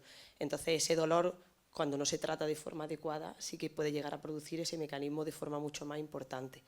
Pero también hay dolores somáticos, dolores que podemos encontrar nociceptivos, que nos damos cuenta que no son únicos. Muchos de ellos, bueno, pues a nivel del dolor lumbar estamos hablando de un dolor que ya es un dolor mixto, ya es muy... Intentamos clasificarlos, pero en muchas ocasiones se está encontrando dolores mixtos, dolores asociados, o que comenzaban con un tipo de dolor y se ha asociado por los distintos mecanismos, se ha ido produciendo afectación a nivel del sistema nervioso. Entonces puede haber dolores nociceptivos que también acaben desarrollando ese proceso de evolución. Muy bien, Federico, verdaderamente sensacional. Me ha encantado y la comparto al 100% todos tus planteamientos. Hay una cosa en la que abundo y en la que siempre he discutido, que las resonancias magnéticas no curan. Y todo el mundo quiere que, como las resonancias, que no me he hecho la resonancia, no puedo empezar el tratamiento, ¿no? La experiencia que tenemos nosotros en la unidad del dolor es que el 85% de las lumbalgias son síndromes miofaciales. Eso es un poquito la experiencia que tenemos. Y eso o tocas al paciente o no lo diagnosticas en la vida. ¿Cuál es vuestra experiencia en las lumbalgias y los porcentajes que os encontráis en la clínica? Bien, bueno, este tema, a ver cómo explico. Teóricamente, la mayoría de las lumbalgias son inespecíficas. Se acaba la pila. Dame un segundito. Vale, gracias. Teóricamente, los últimos estudios de Lancet sacó hace 2 años un monográfico también otra vez sobre lumbalgia y habla de que entre el 90 y 95% de las lumbalgias son inespecíficas, o sea que es un conjunto de cosas, no es tan específico. Yo estuve trabajando en una unidad de dolor hospitalaria, estuve trabajando en 2018, un año entero casi, y bueno, hay cosas sobre el síndrome de miofacial, Travelli-Simon, que nosotros los fisios tuvimos la fiebre en el 2000, por ahí, ¿no? A principios del 2000 y pico, y hoy en día se pone en duda hasta los puntos gatillo. Los últimos estudios que hay de la neurociencia ponen en duda hasta el punto gatillo, ¿no? Entonces, esto va un poco por fiebres, por corrientes, distintas teorías. Entonces, el síndrome miofacial, que fue muy fuerte aquí en España, 90 y pico, 2000 y algo, ahora ya está bajando. También la osteopatía, que también fue muy fuerte con el síndrome facetario, el nervio sinusvertebral de Lusca, también tuvimos la fiebre de tratarlo con manipulaciones y con historias y con pinchazos. Pues eso ya también pasó, porque se ha demostrado que el nervio recurrente, pues que verdaderamente lo periférico puede influir en el origen, pero a veces no, e incluso a nivel neurofisiológico hay reflejos axonales, inflamaciones neurogénicas desde el asta posterior que están más relacionadas con esa inflamación en pacientes con dolor crónico. Entonces, yo lo que he aprendido con los bases de los años, mi humilde experiencia, es que no te dejes librar por etiqueta diagnóstica, porque hoy en día hay tantas cosas que pueden influir y que pueden estar en ese círculo vicioso y tan grande, que lo único que verdaderamente podemos objetivar, como he dicho ahí, es la función, cómo está afectada, ¿no? De este tema hay en Harvard un tema con inteligencia artificial, todas las cosas que pueden influir en una lumbalgia crónica, y verdaderamente cuando te pones a ver lo del síndrome miofacial no es tanto como aquí pensamos, ¿no? Siempre digo que vamos un poquito más retrasados que otras, pero bueno, lo que sí es cierto es que tampoco podemos irnos solo al lado contrario, ¿no? Y que está claro que un paciente que se mueve menos es normal que tenga espasmos musculares, que tenga alteraciones faciales, que incluso esté menos hidratado su zona lumbar, es que eso es así. Estamos en un círculo vicioso que todo se va asociando. Y entonces también hay que tocar, también hay que hacer y hay que mover, y es muy importante. O sea, es tanto y hay tal heterogeneidad dentro de los pacientes y podríamos tratar todo, pero no tenemos 3 horas para cada paciente. Entonces tenemos que objetivar dentro del tiempo qué es lo que en menos tiempo podemos tener más resultados, ¿no? Y ahí sí que hemos visto que yendo más central consiguen más resultados con lo que se llaman mecanismos top-down más importantes que los bottom-up que hasta ahora hemos hecho. Es la humilde opinión. Sí, es verdad que la lumbalgia es como una capa de cebolla, es decir, lo que está apareciendo es el síndrome facial, pero levantamos el miofacial y nos encontramos un síndrome facetario, levantamos el síndrome facetario y nos encontramos un prolapso o una protrusión discal, es decir, nunca es digamos, un monocultivo de una patología, sino que siempre son varias. Lo que pasa es que a veces lo que más asoma es el miofacial, digamos, la clínica, ¿no? Es lo que más aparece. ¿Alguna pregunta?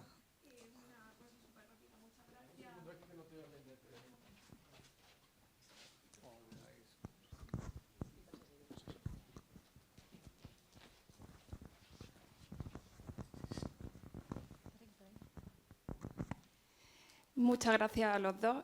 Muchas gracias a la doctora Carmen Rocío, que ha sido compañera en el Hospital Torre Cárdenas de especialidad, y al compañero también. Muchísimas gracias, ha sido súper interesante. Y por interés personal para mi unidad, yo soy la coordinadora de la unidad docente de atención familiar y comunitaria de Almería, y quería saber si su unidad de afrontamiento activo del dolor recibe rotaciones externas, porque tenemos una serie de residentes súper interesados en el dolor en Almería, y estoy completamente segura de que cuando le lleve esta información van a preguntarme por esto. Entonces quería saber si recibí rotaciones externas y cómo contactar con vosotros. Gracias. El año pasado tuvimos 57 rotaciones externas, nacionales e internacionales. ¿vale? Y muy diversas, desde la unidad de dolor del Hospital Clínic, desde el Hospital Sant Pau, desde el Gregorio Marañón, el que fue presidente de los médicos rehabilitadores de España, médicos de familia, enfermeras, psicólogos, PIR, EIR, MIR y fisioterapeutas. En teoría hay que contactar con la unidad docente. Este año ya está todo bloqueado, ya tenemos, algunas lo saben, que están esperando, ya han esperado más de un año, ¿no? También para poder llegar. Nosotros encantados de poder compartir, o sea, encantados, y podemos intentar que al fin y al cabo lo que buscamos es la mejoría para los pacientes y que, vuelvo a repetir, no es la panacea, pero bueno, se consiguen resultados que antes no se conseguían o con otras cosillas. Todo lo que se pueda compartir pues es interesante. Estos días hemos recibido también correo de una unidad de dolor, de una unidad de suelo pélvico que es referente nacional, que han tenido una paciente que había estado con ellos años y que ha ido a la unidad y que en un año ha mejorado una barbaridad. ¿Qué hemos hecho? ¿No? Si es que pues coincidió que esa mejoró. Hay otros que no mejoran, ¿no? Por así decirlo, claramente, pero hay cosas diferentes, ¿no? Y que yo creo que hoy en día intentamos, una de las cosas que más intentamos es todo lo que está saliendo con la neurociencia, todo lo que está viendo hoy en día, más intentar meterlo lo más rápido que podemos dentro de la práctica clínica diaria. Y esto ha cambiado mucho en muy poco tiempo. Nada. Buenos días, soy Julia Gámez, venimos de Jaén, muchos fisioterapeutas del Distrito Sanitario Jaén Sur. Nos interesa mucho el tema del dolor crónico porque trabajamos en atención primaria, tenemos muchísimos casos como habéis comentado. Y bueno, en primer lugar, enhorabuena por las ponencias. Y lo que nosotros nos encontramos, las barreras que más nos encontramos es la formación. Formación no en los usuarios, sino la formación en los propios profesionales, todos los profesionales. Entonces, esa es quizá la barrera, porque efectivamente compartimos todo lo que ha comentado Federico, ¿no? La importancia de la educación sanitaria hacia el usuario para después seguir con la terapia. Pero claro, nos encontramos con las barreras con los compañeros, con los médicos de familia, con enfermeros, con los propios fisioterapeutas, compañeros de al lado. Entonces, ahí nos encontramos con la primera barrera. Entonces, mientras no cale la formación transversal y que hagamos formación, que de hecho me consta que desde la Escuela Andaluza estamos formándonos en otros sitios también, desde otros foros, pero yo creo que esa es la principal barrera.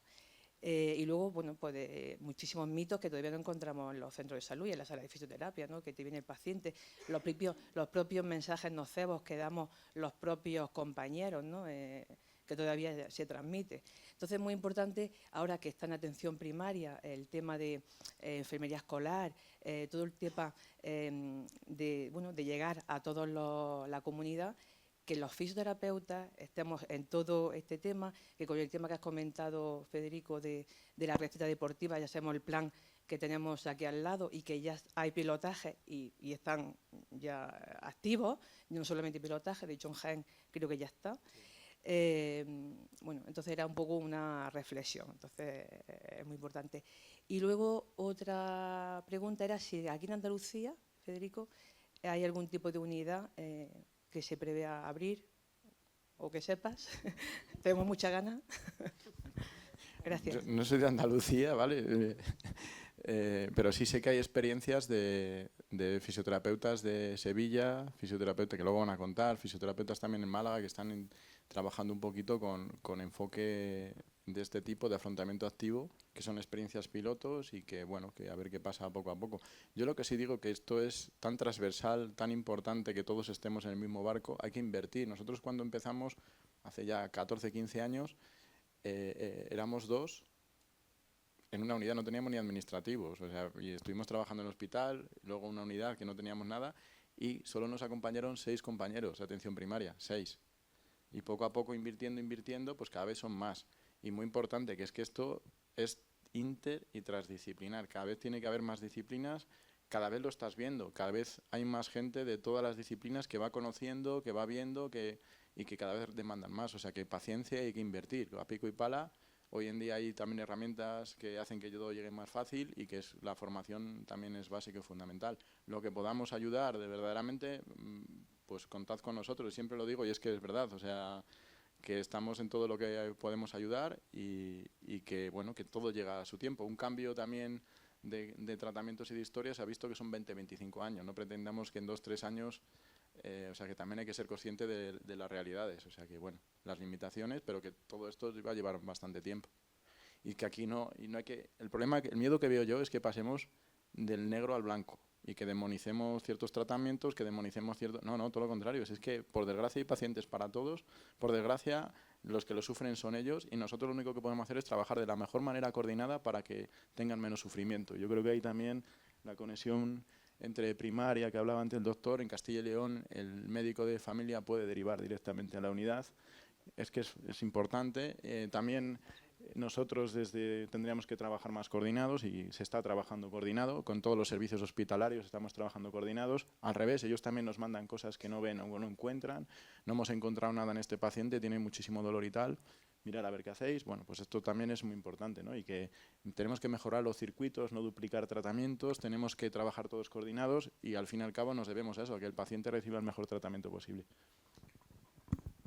Muy bien, yo creo que vamos a ir terminando y permitidme que termine con una anécdota, pero que representa fielmente a quien tratamos. No tratamos a pacientes, sino a personas con dolor. Y lo que tenemos que hacer es mimetizarnos nosotros con los pacientes, o las personas con dolor, no ellos con nosotros. Nosotros tenemos que tener un vocabulario suficientemente adaptado a lo que la persona con dolor vaya a entender. Yo trabajo en un hospital rural, en un hospital agrícola, donde cuando hablamos sobre la EVA, a ver, dígame de 0 a 10 qué dolor tiene. Yo no entiendo de número. Claro, lo que te dicen, ¿no? Entonces, a fuerza de repetir determinadas expresiones de los pacientes, vas cogiendo un poco el tipo de dolor y cómo lo padece, ¿no? Entonces hemos hecho una especie de escala accitana. O sea, Accitana es de Axis, de Guadix, ¿no? Y entonces las expresiones son repetidas. Por ejemplo, te dicen, ¿cómo es tu dolor? Yo tengo un recocido. Un recocido de 0 a 3, más o menos. Luego, el siguiente paso, tengo un regomello. El regomello ya pasa de 3 a 5, ¿no? Luego tengo el mordisco del perro. Eso ya pasa de 5 a 8. Y ya un dolor que pa' qué es de 8 a 10, ¿no? Entonces yo ya no pregunto por la EVA, sino cómo es tu dolor. Y entonces ya te voy diciendo recocido, regomello, que son las palabras típicas de la comarca, el mordisco del perro, o un dolor que pa' qué. Entonces ya te hace una idea. Pero eso, sin una escala de calidad de vida, no sirve absolutamente para nada. Para nada.